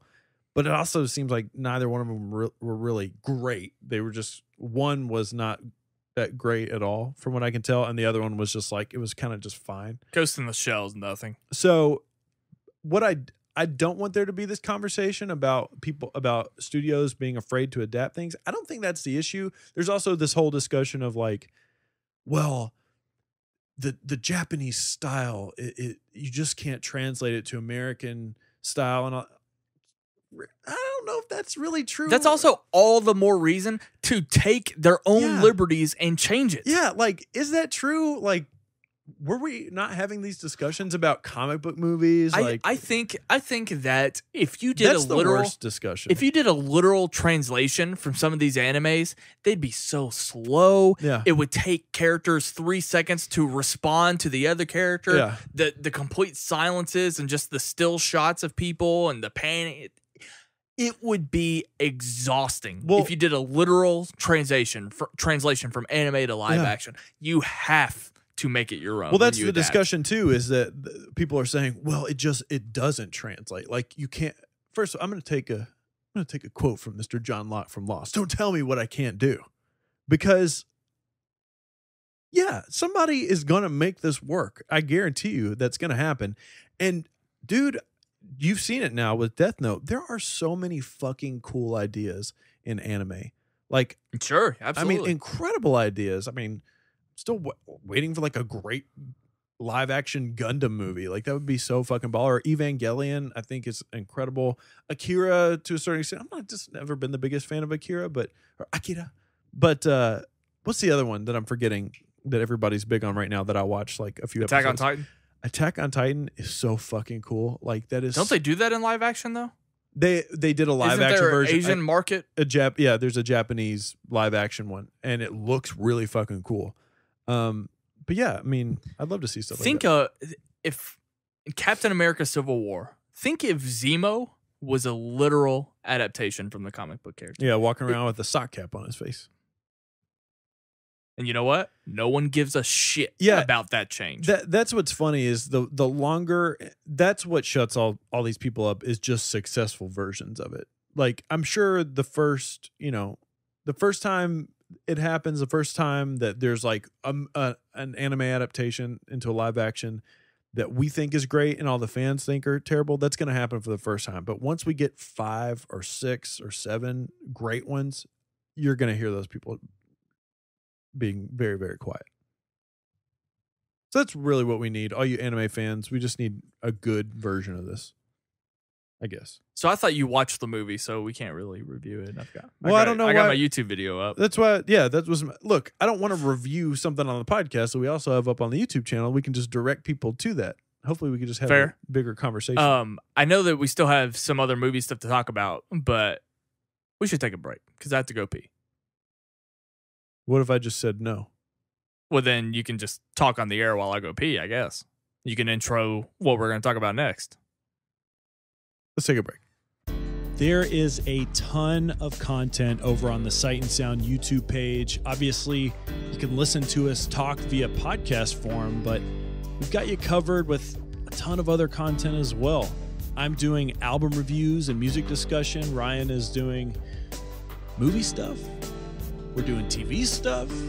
We're doing vlogs. A bunch of shenanigans over on the Sight and Sound YouTube page. All you got to do is go to YouTube, search for Sight and Sound, subscribe to our channel, or you can click in the link in the description box of this podcast and subscribe to us. It's good times. Watch our faces. Listen to stuff. YouTube is the place to be.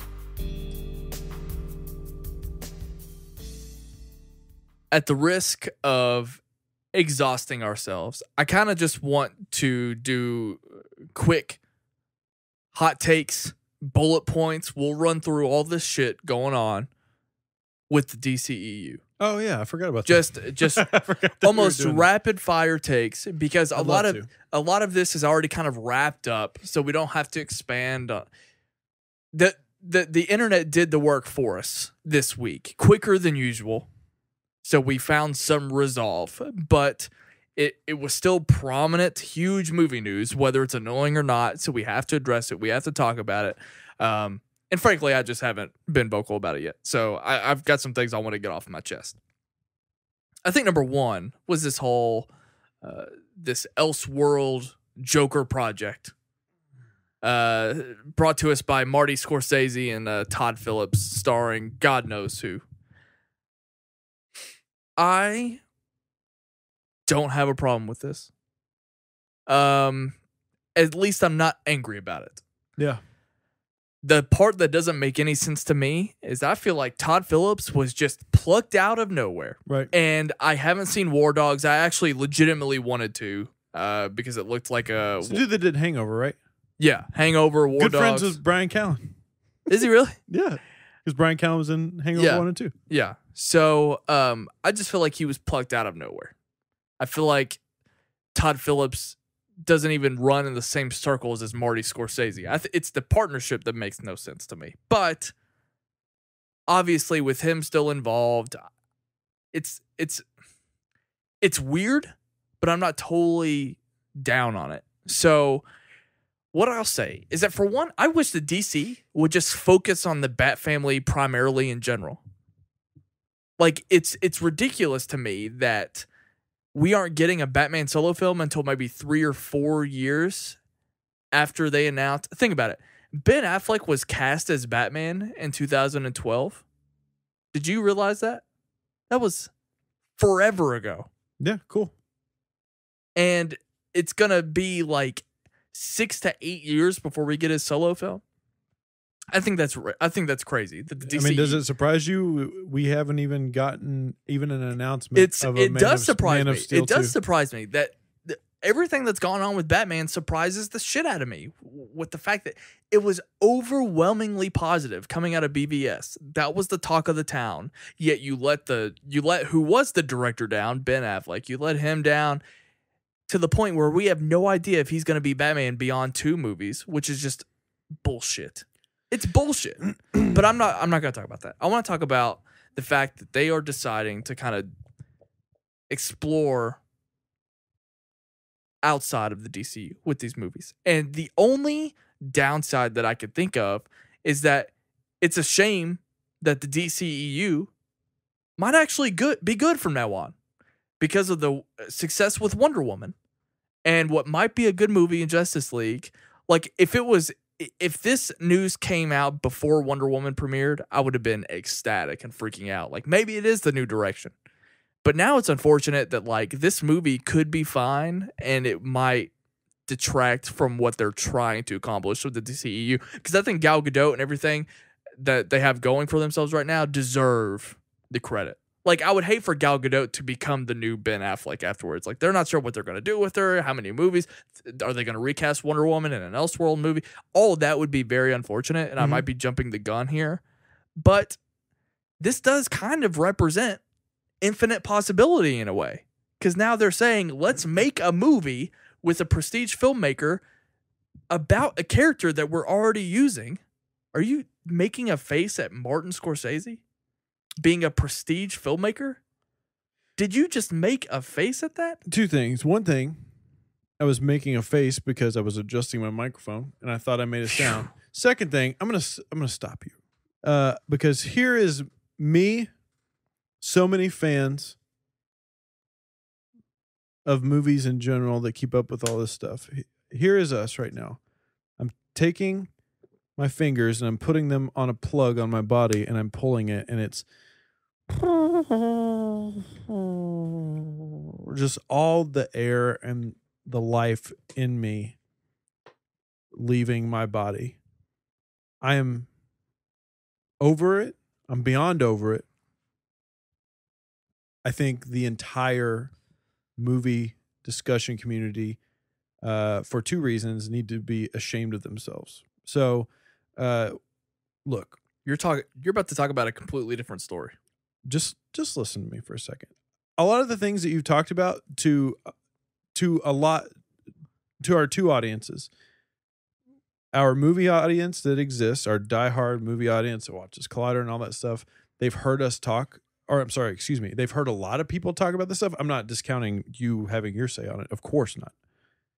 There's also another group of people who might be the movie fans the music fans and the TV fans that A, don't give a shit, and B, they just have no idea. Like, they have no idea, and this is like brand new news to them. I asked 3 people this week. I said, hey, did you hear and do you care about Ben Affleck no longer being Batman?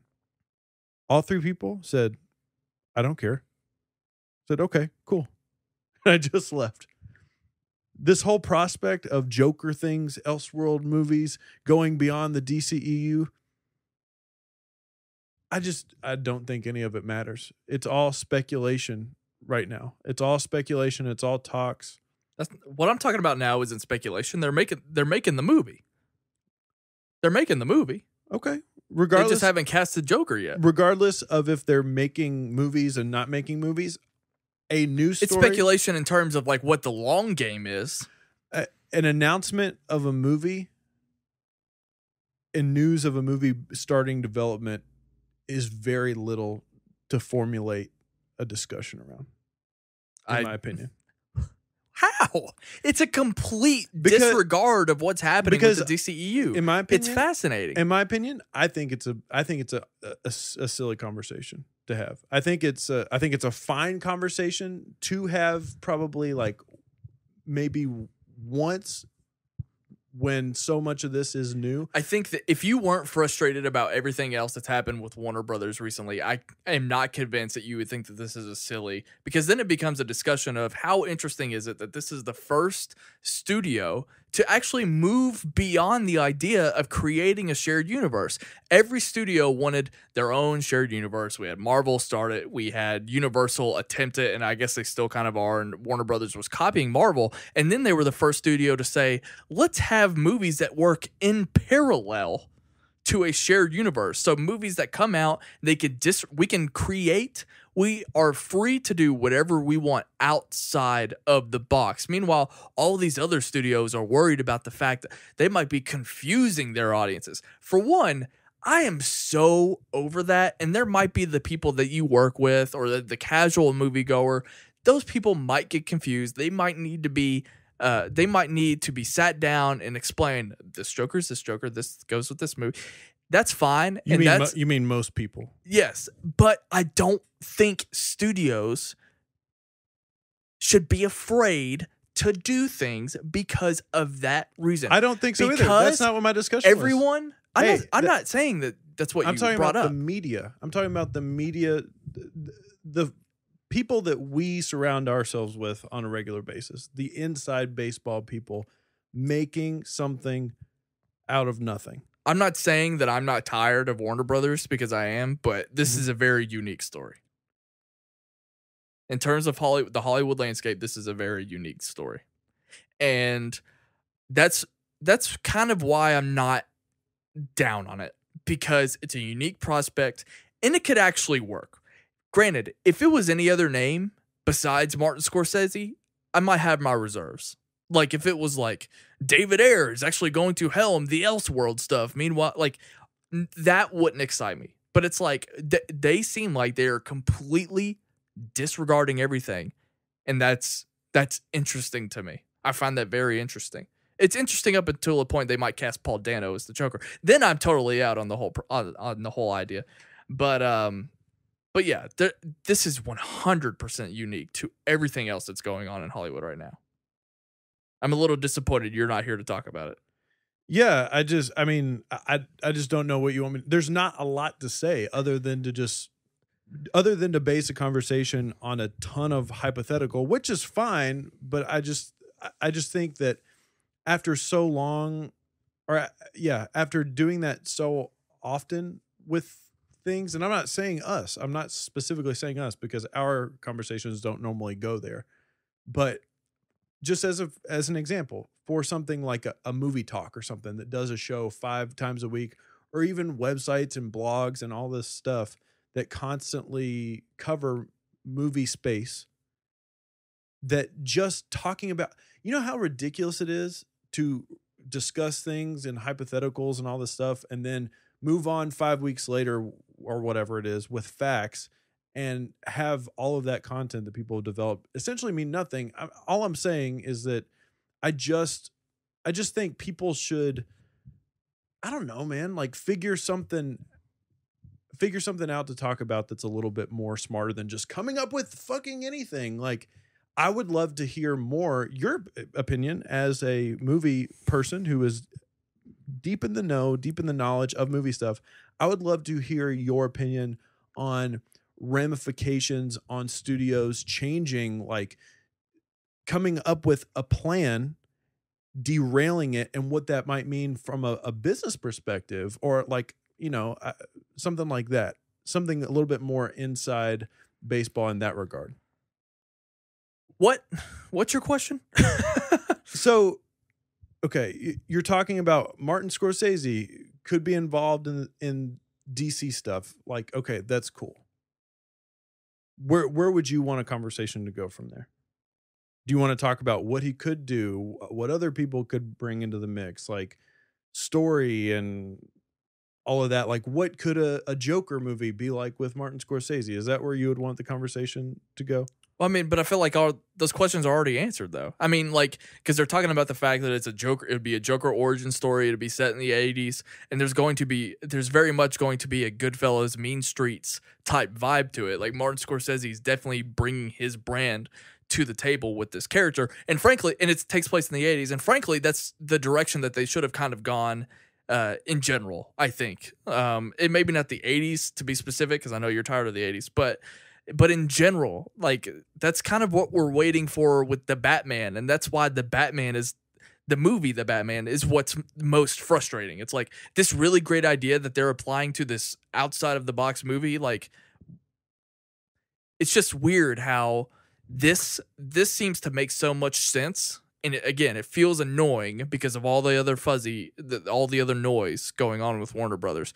But I would have been much more on board with this, or I think people would have been much more on board with this if this news came out earlier. So all of us are just kind of exhausted. Okay. But that's why I'm trying to see the forest for the trees. I don't even know if that analogy works here. Well, here's the discussion. From my perspective, here's the discussion that I would love to have with you. And that's the fact, I think it's fascinating. I find it mind-blowing. Here's what I would love to see a Sight and Sound Movies episode. Remember how we did that thing that one time where you were auditioning for like different Sight and Sound movie topics?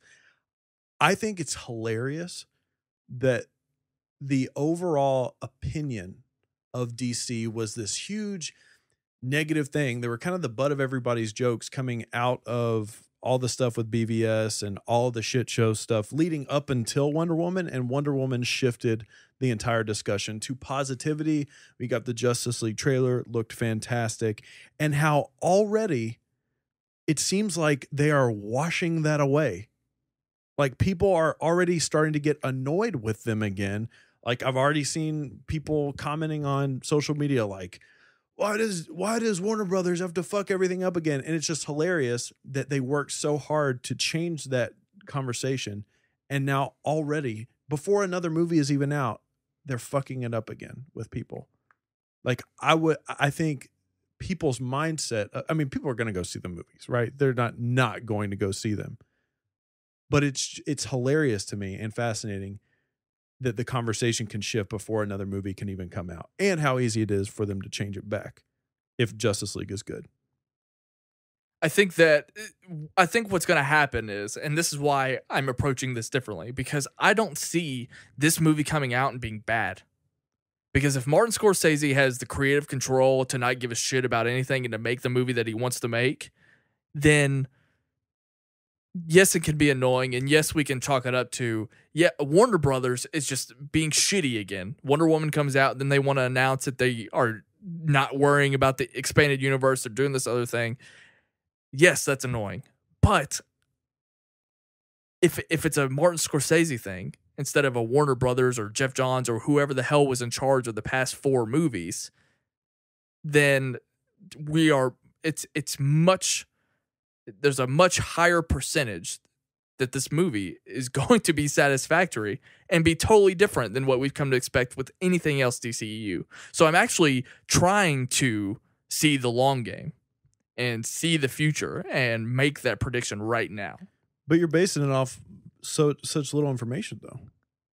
But it's like all the information I need, because anytime a movie is announced by Martin Scorsese to come out, then there's not a whole lot to be worried about ever. So, I mean, and people can say what they want about Silence, but that was marketing. Shutter Island, people were on the fence about that movie. Yeah, but that was also like 12 years ago. Well, still. That was like, well, maybe it wasn't that long ago. That was probably like, was it 2010 maybe? He's made plenty of movies since then. But there's just, I don't even remember that being the case. Because I like Shutter Island. Well, I'm not saying it was like negative. I'm just saying that it wasn't he didn't hit it out of the ballpark. It was also coming off the heels of The Departed. I would much rather see a movie like Shutter Island than a movie like Batman v Superman. So, I mean, that's kind of like... So, essentially, you're making your statement based off of just competence in general. Yeah. I mean, like I said, if they made the Elseworld announcement that it was going to be helmed by David Ayer, starting with the Harley Quinn and Joker movie that they've announced, then it wouldn't be the same conversation at all. Right. I mean, look, I guess just having the information, having the knowledge that I have at my disposal, all I can say is that, hey, that's cool that Martin Scorsese was announced to do something like that. That's interesting. Other than that, I don't have any information to go by to say if something like that is going to be. I mean, there's just so much that can happen between now and when a movie comes out that, you never really know. That's me more or less just taking the playing stupid, I guess, using the I don't know card. Okay, rapid fire. The announcement of the Harley Quinn and Joker movie. Don't care. Don't care at all? Nope. Did you see Suicide Squad? No, I didn't, but I've wanted to because it's on my HBO now, and I just never had the energy to start. The only reason you have to watch that movie is for more context into what could have been, because it is easily the worst movie in the DCEU so far. Yeah, the reason I don't care about this movie coming out has nothing to do with that. I don't care about it because, again, it's just an announcement. So I don't have any reason to care right now. Man, you were just so fun during this movie. I mean, I'm sorry you're asking. I mean, that's what I'm saying. Like these are just headlines to me. So no, I don't care right now. Do you want to keep going? We can keep going. Matt Reeves and the Batman. I am excited that according to him, it is going to be in the DCEU. And again, people should be ashamed for jumping the gun based off of some sort of out of context bit of news story that came out. I'm happy that they're making this work despite all the shit that's gone on with it. Seems like he's super dedicated to it for the most part. I mean, from what I can tell. Oh, without question. Yeah. Look, I'm going to pat myself on the back a little bit and say that I called it. The second that this was dropped on my Twitter, it dropped like a bomb. Everyone blew up. And I just quoted the tweet and said LMAO. Because at this point, nothing is shocking to me anymore. But at the same time, for the first time, I'm like, I guarantee this is out of context. Yeah. And that's what I told Luke. I said, look, I'm not even, like, Luke was freaking out about it. And I was like, look, I guarantee he just meant it was going to be like Wonder Woman, where it fit outside the box. And it wasn't going to be like Flashpoint. What will be a tie-in could movie be sort of thing. yeah, what will be and what could be, like what Flashpoint is. It's not that, and none of us expected that anyway. It's kind of on Matt Reeves. I know that Matt Reeves did some cleanup, but the wording was also just terrible. And again, that's part of the humor of it, which is like, I'm like, this is obviously terrible, but I guarantee this isn't actually, like, they don't mean he's just going to make his own Dark Knight trilogy. I guarantee it. Like, it's going to be the same universe. It's not going to be this Elseworld shit. And then it was a matter of, like, what was it, a day when finally we had some clarification, like, guys, it's not what you think. Yeah, and I think it's such a huge like conclusion for people to jump to, because I mean, people ran with this, man. I mean, people really ran with it, and it's just such a huge conclusion to jump to without some sort of official announcement. Like, I don't know what would lead somebody other than to just try to be quick on the draw. You know, nobody wants to be the people that don't report on something. So, but shame on you, because unless there's an official thing out about it, and I said the same thing about John Campea announcing that whole thing with Ben Affleck. It's like, don't use your platform to put out something like this without something substantial and official beyond just a hunch. You know, it's too big. Actually, here's what I want to do. I know how to wrap this up. This is what I actually want to talk about. I saw an article that the Warner Brothers' actual problem isn't projects, it's their PR. And we don't have to go into that because we've covered that, you know, every 2 months on Sight and Sound. It's a PR problem. But the issue is that I've been told, and his name has been mentioned in passing, that Geoff Johns is running this whole thing. Meanwhile, I have seen multiple Geoff Johns announcements with other projects. Like he just started up another comic book or working on some other comic book or whatever, and I think he's behind the Titans TV show. I was about to say, who does all of the CW TV stuff? Greg Berlanti? Yeah. Why don't you let him handle some stuff? My problem is that Geoff Johns, or whoever's actually running it, needs to be the figurehead that Kevin Feige is. Because any time Marvel has anything to say that the filmmakers themselves don't say, Kevin Feige is the one doing it. He is a public figure. I feel like I never hear anything from like the behind the scenes stuff from Marvel ever. It's actually to the point you don't, unless it's like Edgar Wright leaving Ant-Man, which is whatever. But Geoff Johns is not. I've been told, but he's never done. These are the conversations that I like. Geoff Johns has never, in my opinion, acted like he is running this whole thing. So I've been told, and it felt, at this point, it's been so long, it feels like a rumor that was spread. Hey, Geoff Johns might be doing this now.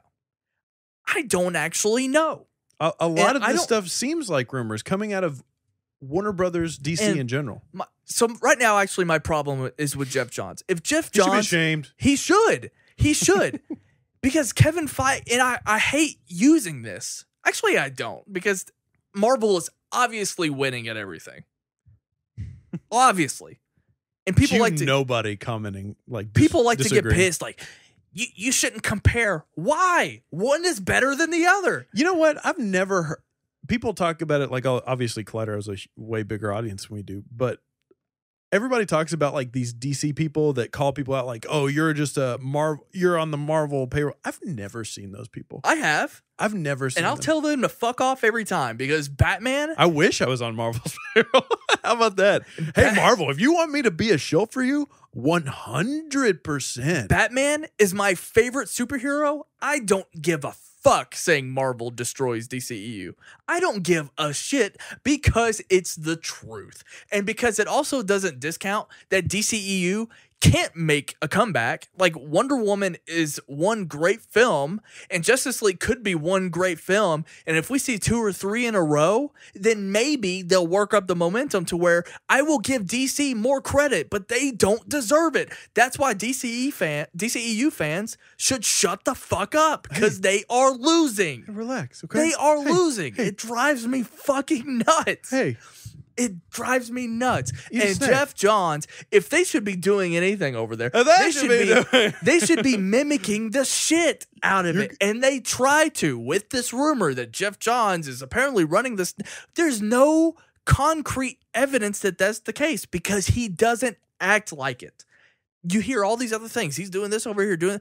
Pay attention to the movies. If you are truly the figurehead, which hasn't been confirmed, in my opinion, this would have been a great movie episode. It just pisses me off. I want you to come out and act like, and I think he Hey, Geoff Johns, fuck you. He had some shitty tweet. He had some shitty tweet with like Guardians of the Galaxy or whatever. Was he like, don't look at me. I didn't do anything with it. No, I don't even remember what it was. I don't even think it was about this. But he tweeted something out that was like he was talking to James Gunn and they were like being friends, like, oh, are we supposed to be Marvel, DC? Like, should we hate each other because we work for opposing sides? And they like eventually ended the conversation wishing each other luck or whatever. And I'm like, Geoff Johns, why don't you act like Kevin Feige? I was just so irritated. I was like, why don't you act like Kevin Feige? That way, the hailstorm that we got with all of this Batman bullshit wouldn't be the case. You could easily put this to bed or make a fucking announcement ahead of time before this shit gets revealed. Yeah, I mean, this guy sucks. Who, Geoff Johns? Yeah, I think he needs. I mean, look,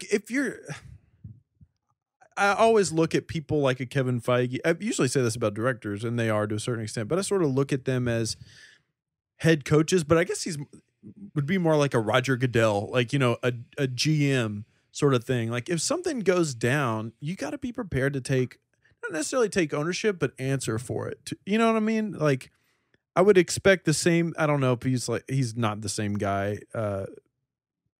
Kathleen Kennedy probably has like a Pablo Hidalgo to do things like that for her. Hire a Pablo Hidalgo. If you don't want to be the guy to answer to things, then hire somebody like that. What is that noise? The chair's cracking. I don't know. You pretty much said everything. I don't know what you really want me to say. It's hard for me to talk about just because I'm so over a lot of this stuff anyways, but I am glad that the conversation went more in the direction that it did. Because you're not really hearing people rant about shit like that much. So I appreciate it. You got you worked up. And frankly, look, I'm tired of going to bed at night unsure if I wake up if Ben Affleck is going to be Batman anymore. I just want somebody to fucking tell me at this point. There's no. Well, I'm rooting for Kit Harington. He's a little short though. I noticed that the other day in Game of Thrones. Ben Affleck is overwhelmingly the best fucking thing going on over there. The best Batman. He kills it. He deserves a motherfucking trilogy. I don't want to hear this shit like, well, we might go in the direction of filming an earlier Batman. He can fucking play it. Just take the gray out of his fucking hair. God. Is that all it takes? So some hair color. They added the gray to his hair to make him look older. That was a shitty move to begin with. Let's start our DCEU with an old Batman. Yeah, because when Terry fucking McGinnis comes in and we're watching Batman Beyond, yeah, we're gonna be really fucking invested in that. You know what I never want to see? A Batman Beyond movie. I don't care. I don't give a shit either. I just don't care. I actually give us more than 3 good Batman movies. And that's my problem in general. If I had to critique, if we have a Batman Beyond movie before we have like Robin and Nightwing incorporated into the Batman universe, that's a huge problem. Yeah. If you get to Batman Beyond, if you get to Terry McGinnis before you and get that to all dog, those other, remember he had that dog, or no, Bruce Wayne had the dogs. Yeah. That's what I hate, and that's like one criticism that I have of like movie trilogies in general. It's like when you look at a trilogy, it's like, why can't you? Just I think about that all the time. Why can't you think about? I think about that with the Dark Knight trilogy. I think all the time. I'm like, you take massive leaps. I know, and I'm like, from did nothing happen? Like, what was he doing? Exactly. And I know that's like super silly to say, especially coming from like this point in time where we have like movies on TV essentially with TV shows, but it's like Come on. That's more of a wishful thinking thing. Right. Like that's not. It's kind of like get better at making movies, like, right? Coming up with that point doesn't right. Coming up with that point doesn't like make me think that those movies are worse by any means. But if I were to have any complaint about maybe the concept of a trilogy in general, a trilogy like that spans someone's life, that's what's annoying. You don't get any of the in between context. This is a whole separate conversation, and I want to put a pin in it and come back to it at another point. But there is this whole thing that I've been thinking about lately of movies and franchises in general, how important it is to be prolific. Like for instance, and I don't want a reaction out of this. I'm just using it as a reference. When Apes came out, War for the Planet of the Apes came out, and it didn't make as much money as it probably deserved to make, like opening weekend and all that stuff. I think that was a little bit of the conversation. It sort of didn't surprise me because compared to other gigantic franchises right now, I feel like the greater movie audience is getting used to not necessarily like we're not getting a Captain America movie every year, every other year, but we are at least getting movies that have something to do with Captain America Winter Soldier. Okay, my phone fell. Captain America Winter Soldier, and it's keeping things relevant to people. Same thing with Star Wars to a certain extent. Obviously, it's been 2 years since Force Awakens came out? 2 years, but at least having the Star Wars title pop up on screens has made it so much easier to talk about and get hyped for Star Wars. Like, just as an example, if you did 3 Batman movies, and I mean, how long did the Dark Knight trilogy like span year wise? 2005 to 2012. Okay, so that's a lot of time. That's fine, but imagine if they did build in some side, like I don't really care about this, but whatever. But like, what if we did get like a Selena Kyle movie in between like the 3rd Batman movie and the 4th, or maybe whatever that Robin bullshit was. You know what I'm saying though? Like, find a way to tie it together. The Christopher Nolan trilogy is a bad example. It is a bad example. Because you can't, like... It is a bad example. No one is actually asking for that Catwoman in between movie. But for the idea of a trilogy in Apes could have easily had... I mean, maybe not Apes, because that's another bad example because of all the computer CGI stuff going on with that. I mean, what we're essentially trying to arrive at is the idea of a shared universe, like what Marvel is doing. I mean, that's literally what we're describing, and it already exists. Right. We just want it to exist elsewhere. Or just with better quality, I think. The problem is with actors aging, I think. But if you really wanted to sit down and plan out the way you would design a TV show, how TV shows might design seasons, like 5 seasons, we're going to do this. And efficiently, too. And start with that young actor, mid to late 20s, you can actually accomplish something really special. And I think that's, again, another reason why aging Ben Affleck immediately was such a lame idea. You know what other movie franchise or just character in general is so much easier to do than like something like a Superman? It's Batman. He doesn't even have to fly. You don't even have to use a lot of CGI in that movie. You know what I'm saying? Yeah. Like, make it a priority. He doesn't even run fast. He's a human. He does normal things. Which is why Eric's argument that certain superheroes have lame powers is dumb. Right. It's just about being efficient. It's about story. It doesn't matter. I have nothing to back this up at all, and you can correct me if I'm wrong, but it seems like Zack Snyder, his style, his over stylization of things, does it add more time for things to look the way that Zack Snyder movies look? Say that again. Zack Snyder's style, his stylization. Yeah. Does it take longer for does it take longer to make a Zack Snyder movie? Probably not much longer. No. Okay. But for some reason, it took forever to make BVS. That's what I'm saying. They announced that But actually, the thing about BVS is they filmed it like 2 years before it was released. It was crazy. But that's what was weird about that movie. I guess what I'm saying is Star Wars is kind of like that too. I guess what I'm saying is you're taking a movie to sort of be like, this is the movie that's going to set the tone for the rest of everything else. And if that's like the look and everything that you're going for, like, can we not get something a little bit more easy to like the Marvel movies? They kind of just look like real life. Like, you know, we can until now, but you know, now they look like they're filmed on fucking Mars. Marvel moves at an incredible pace. Right. Because it's like they figured this out going into it. They worked out the best way to do this. They've gone through 2 Avengers movies in 4 years. And Avengers are just the event films. Exactly. It's like, it's fucking nuts. Yeah, right. They don't kick things off. It's crazy. I want DC to go away for a while and then go to their room, think about what they've done, and then come back with tell us what you've learned, what lessons you've learned. Why? I don't think changing the model has to be the way that they course correct. No. Just course correct with a fucking script. Like, you don't need to you don't need to. Like, I know this was cool about J.J. Abrams' Star Trek and how there was a built-in device to detract from the original series with the time travel element. That's interesting and that's cool, and they pulled it off. But that's not what you have to do every time.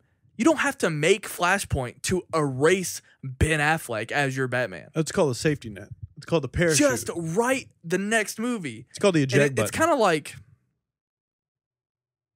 the same way Wonder Woman. We just wanted a good movie, and it seemed to erase everything that we had seen prior because we were just all so excited. I'm talking about the tone. I'm talking about the quality in general. Yeah, the quality of Wonder Woman. Our tone, the way we think about, like, we got excited. All we were doing after Wonder Woman was, all right, what's next? Yeah, exactly. Like, it didn't matter that all of the shit came before it came out. Yeah. And so just right. It also didn't help that they were literally working on Justice League before the Wonder Woman movie even came out. Like, that's a huge issue, right? I mean, well, yes and no. It was an issue in terms of there was so much disarray. There was no proven concept. Right. And that's the criticism of DC in general, is that they just jumped the gun completely. They made their Avengers, their second movie was an Avengers movie. Right. I mean, and that's the main criticism. But if they were moving at the same pace as Marvel, then it wouldn't be that illogical. That would have been like the Defenders being the first. You know how ridiculous that would have been? The Defenders being the first Marvel TV show on Netflix? It would have been the Defenders being like the second. Right. Like Daredevil and then to the Defenders. I mean, that would have been dumb. Yeah. It would have worked in Iron Fist benefit, maybe. Of course. But then people would be pissed at that second season. Anyway.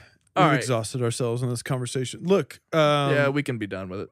We'll wait for the next bit of news to drop so we can extrapolate for an entire hour on the fact that they got a new guy to bring them coffee in the morning. Anyways, let's talk about this while you're eating your canes. We had to pause, and your sister brought you food. How do you feel about that? I'm prepared because this is great because you don't have to say anything. The movie segment was totally one-sided. You checked out. I'm going to check out. Welcome to Sight and Sound Music. Let you talk about Tay Swift, and I will give some surface-level criticisms while I eat my canes. All right, so my perspective on Taylor Swift and talking about her on podcasts are interesting because on my other podcast that I do in the Galaxy, back in the day, I actually once had to redact information on that podcast. Yeah, why'd you have to do that again?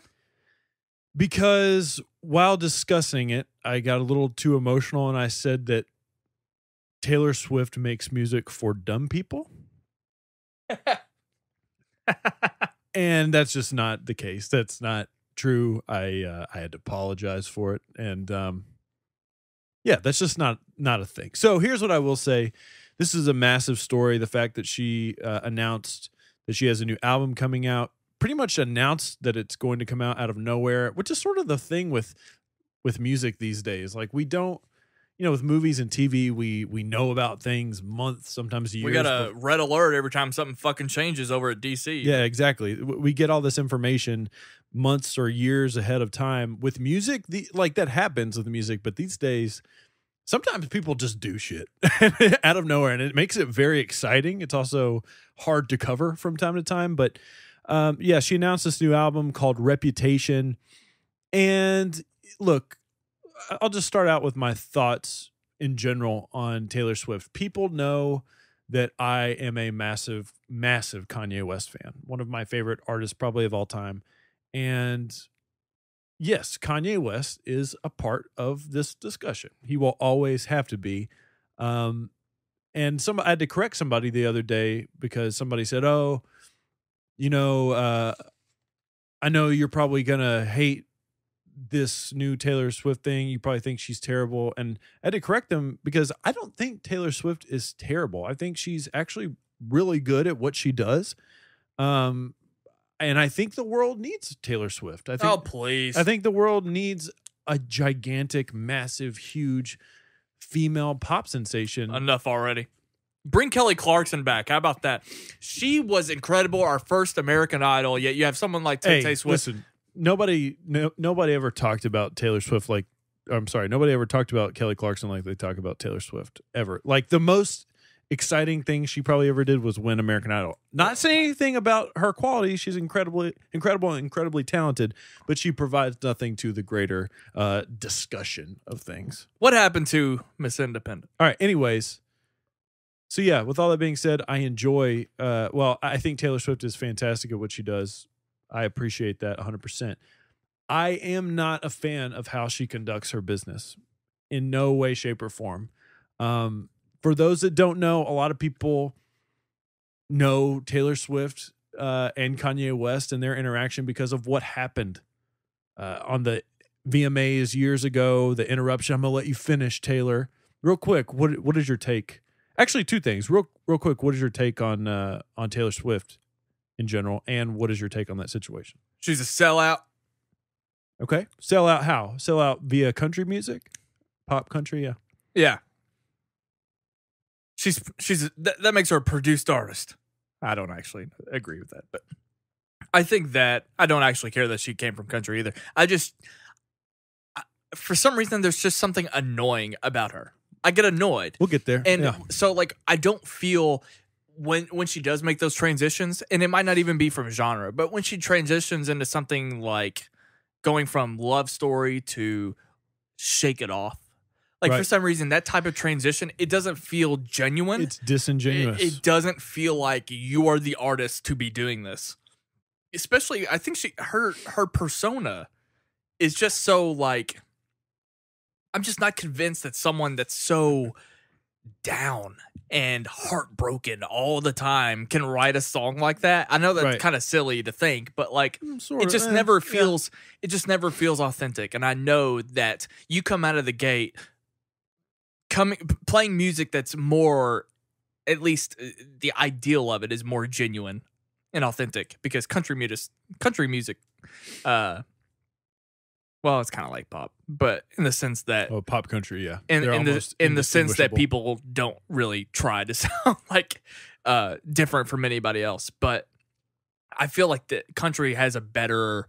Well, actually, that's not even true. Maybe it's because we live in Kentucky. I have a better people around here. Everywhere, country music is gigantic. No. What I'm saying is, there are a lot of people that just despise country, just the sound of it, the entire genre. And I think pop is kind of like that too. A lot of people just completely axe out the radio, and I think Taylor Swift just kind of represents that idea. If you tell someone Taylor Swift, so many people can arrive at the point oh, fuck that, she's everything wrong with music today. But I actually genuinely think that there is just that inauthenticity. You think there is a vibe, there's a vibe of inauthenticity, some disingenuine aspects about her. Let's get into that, okay? And I think you're a little bit right. I think there are some moves throughout her career that would signal that. And just if we're diving really deep, I do think on the surface, the transition from country to more traditional pop is right off the bat something. It's kind of like, okay, you're kind of capitalizing on trends and this and that. It is also a little bit, in my opinion, it always comes across a little bit calculated. Exactly what you said. The fact that she makes this upbeat, fun, happy pop music, at least in how it's digested. But when you sift through the lyrics, it is sort of all about melodrama and like relating to sort of, relationships and heartbreak and stuff like that. And that's fine. 100% that's fine. And yes, bands can have that duality. Like I celebrate a band like the 1975 for making really sort of fun, dancey, sugary pop music, but then singing more about like vanity and things like that. I think all of that's interesting. I'm not even saying that it's not the smarter move. Right. I think it is the smarter move. I mean, I'm not going to act like I wouldn't start out in country and be like, hey, you'd be much bigger if you sang pop. And if I could, I would go that route. And I'm not saying that. I think it just happens to be the quality of the product as well. And the persona, her legitimate persona, is just not what's clicking here. Well, there are people right now who are massive Taylor Swift fans that are screaming at us, how dare you, blah, blah, blah, blah, blah, what do you know? And there are also some people who feel like you, who feel like there is a vibration of inauthenticity, like you said. It's disingenuous. Well, I hate to burst your bubble, gigantic Taylor Swift fans, because guess what? I do know what the fuck I'm talking about. There are two reasons why you are validated and so many other people are validated in this feeling that something's not right. Something's not working. Strike one sort of wasn't really her fault. The Kanye West incident, the first Kanye West incident was he was the villain in that regard. People blamed him for that. He was the villain in that regard, 100%. I spent a lot of time having to say, yeah, but it was hard to be a Kanye West fan at that point, and that's fine. That is what it is.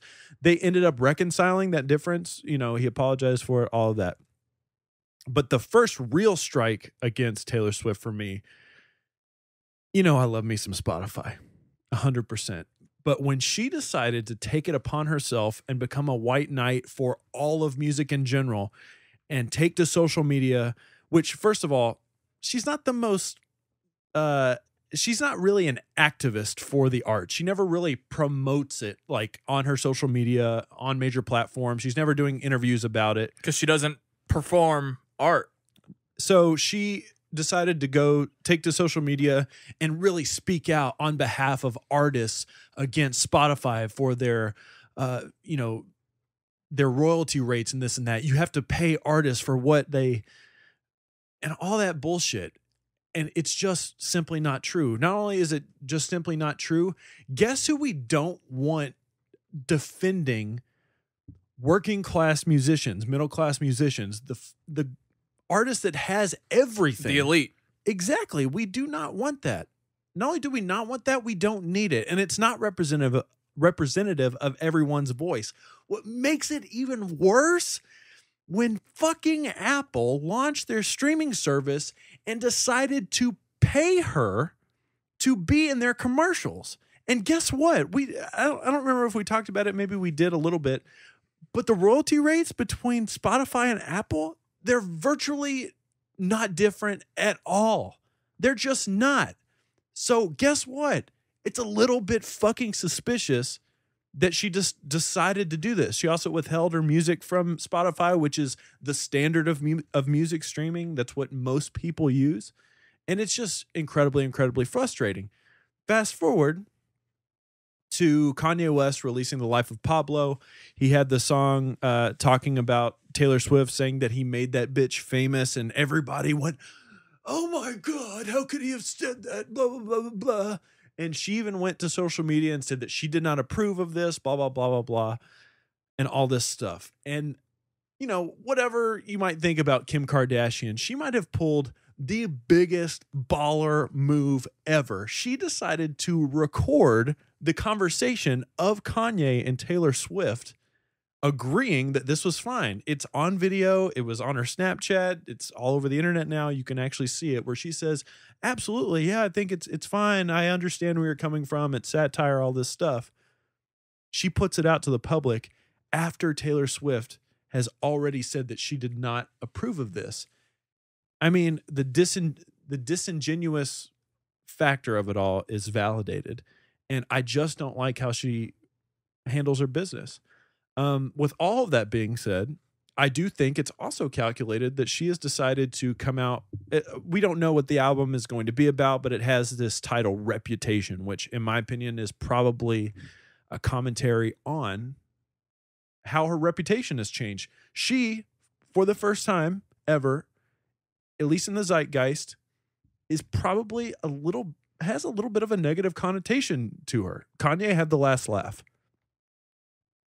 She's also has this sort of punk rock sort of vibe to it. The album cover, the album artwork, which is a travesty. It looks like some like Avril Lavigne shit. Yeah, exactly. So there's all of that people can talk about. But then we also have the first single off of this, Look What You Made Me Do. And I guess just right off the bat, what did you listen to the song? Yeah. What's your takeaway? It's not good. Yeah, it's not. It's really not good. Is there a chorus in this song? I mean, there is a chorus. Here's the thing. And I'll say the same thing that I said about the band Being as an Ocean when they decided to take risk and all this stuff. This is a sonic shift slightly. I don't want the conversation around the song to be like, oh, well, she's taking so many chances and she's being so different. Not really. It's a little different, okay? It's a little bit different in the sense where it's not as sugary singer-songwritery pop. Like she's not writing like Madonna-style pop songs that are epic and be sang in arenas. This is more of like a dance song. It has sort of like a break beat, dance beat to it. What were you going to say? You about to say something? Continue. Well, I was just going to have a point after. I was just going to say that it has this sort of dancey vibe to it, and it's, I mean, it's sort of a shift, I guess, a little bit, but she's still bringing similar, like, angsty, surface-level, tormented artists to the vocals, and the vocals just aren't that interesting. I haven't heard one person defend this song and say that it's great. I might have heard one person. But. So I guess my question here, and again, I'm more of the outside perspective, even though I have been annoyed, I guess I do fall under the category that you're describing. That Kanye thing happened forever ago. That was when last year, yeah. No, it didn't. I'm talking about the the VMA. Yeah. Yes. So it's just weird that yes, it might be a calculated move, but it's such a weird thing to like for that to be the crutch because it just feels old. Well, I agree. Like it's a huge part of her mythology as an artist, whether she likes it or not. I'm gonna use this Kanye thing to be the fuel of this fire, essentially. And I just think that's so weird. Well, in a smart move. Hasn't she released an album since that? Since the VMA stuff? No. Since whatever you described last year. No, she hasn't. No. What was the thing that you were talking about last year? Because that Kim thing was more than a year ago. No, that was last year. It was? Yeah. In fact, it was actually strange how late that happened because Life of Pablo had been out for a while. And then this came out maybe in like the summer of last year, I believe, maybe like a year ago, almost to the date. For some reason it feels longer than that. It does feel longer, but in a smart move, something that Taylor Swift has done that I think is smart is every pop artist goes through like the rebellious stage. And she sort of used this point in her career where she does sort of feel slighted to take it and use it to her advantage. After Kanye did that stuff, after Kanye did the Taylor Swift stuff, I mean, he set off on probably the greatest period of his career. 808s and Heartbreak, Watch the Throne, Dark and Twisted Fantasy. I mean, some good things come out of bad situations. So that's the silver lining, I think, for people. Unfortunately, I just don't think this song is that great. I want to put a flag down in the sand right now and say that is a conversation. The song is not great because I guarantee you in 3 to 4 months, this is going to be a big hit. I guarantee it because Taylor Swift is still capable. She is in that upper echelon of artists to where she still has push on whatever is left of the radio. That's the thing about Taylor Swift that is so much different, regardless of what the critical perception of her is, regardless of what the perception of a lot of people that don't like her. She appeals and has the power to appeal to so many casual fans. And that's fascinating to me that there's not a lot of artists that can still do that. I think an artist like Drake can do that to a certain extent. I think Kanye can do it a little bit, but he's sort of bucked against that. Adele, Harry Styles, maybe to a certain extent too. I don't think Kanye's doing anything mainstream anymore. I mean, the only thing that Kanye is doing that's such a huge like statement to make, and I how you doing? I agree with you, but there's a lot to unpack in that statement. He is doing nothing that is purposefully trying to be mainstream, but everything he does becomes mainstream, whether we want it to or not. That's fair. Musically, fashion sense, the things he says, it's a whole nother thing. But look, I hope for the best for this Taylor Swift thing. I'm excited to listen to it. I don't think the song is good. I was gonna say, why are you excited to listen to it? Well, I mean, even if you saw a trailer that was absolute trash for Star Wars, wouldn't you still be excited to see it regardless? It depends on what Star Wars. Last Jedi, yes. Han Solo, no. Okay. Well, the point is that she's such a huge name in music in general that, yeah, I'm, of course, excited to hear it, to talk about it and analyze it. Taylor Swift moves the needle regardless of what you think about it. I was going to say, you're excited to make the YouTube video. No, I'm just excited. It's good. I said it once already. Taylor Swift is good for music. It's good that she exists in music, an artist as big as she is. And the fact that she is so wrapped up in the current culture, like somebody like Adele, who I love and appreciate and respect, she's not as much wrapped up in the culture. Like how often does Adele's name come up in the zeitgeist? When did Skyfall come out? Exactly. Yeah. Well, her last album that came out. I know.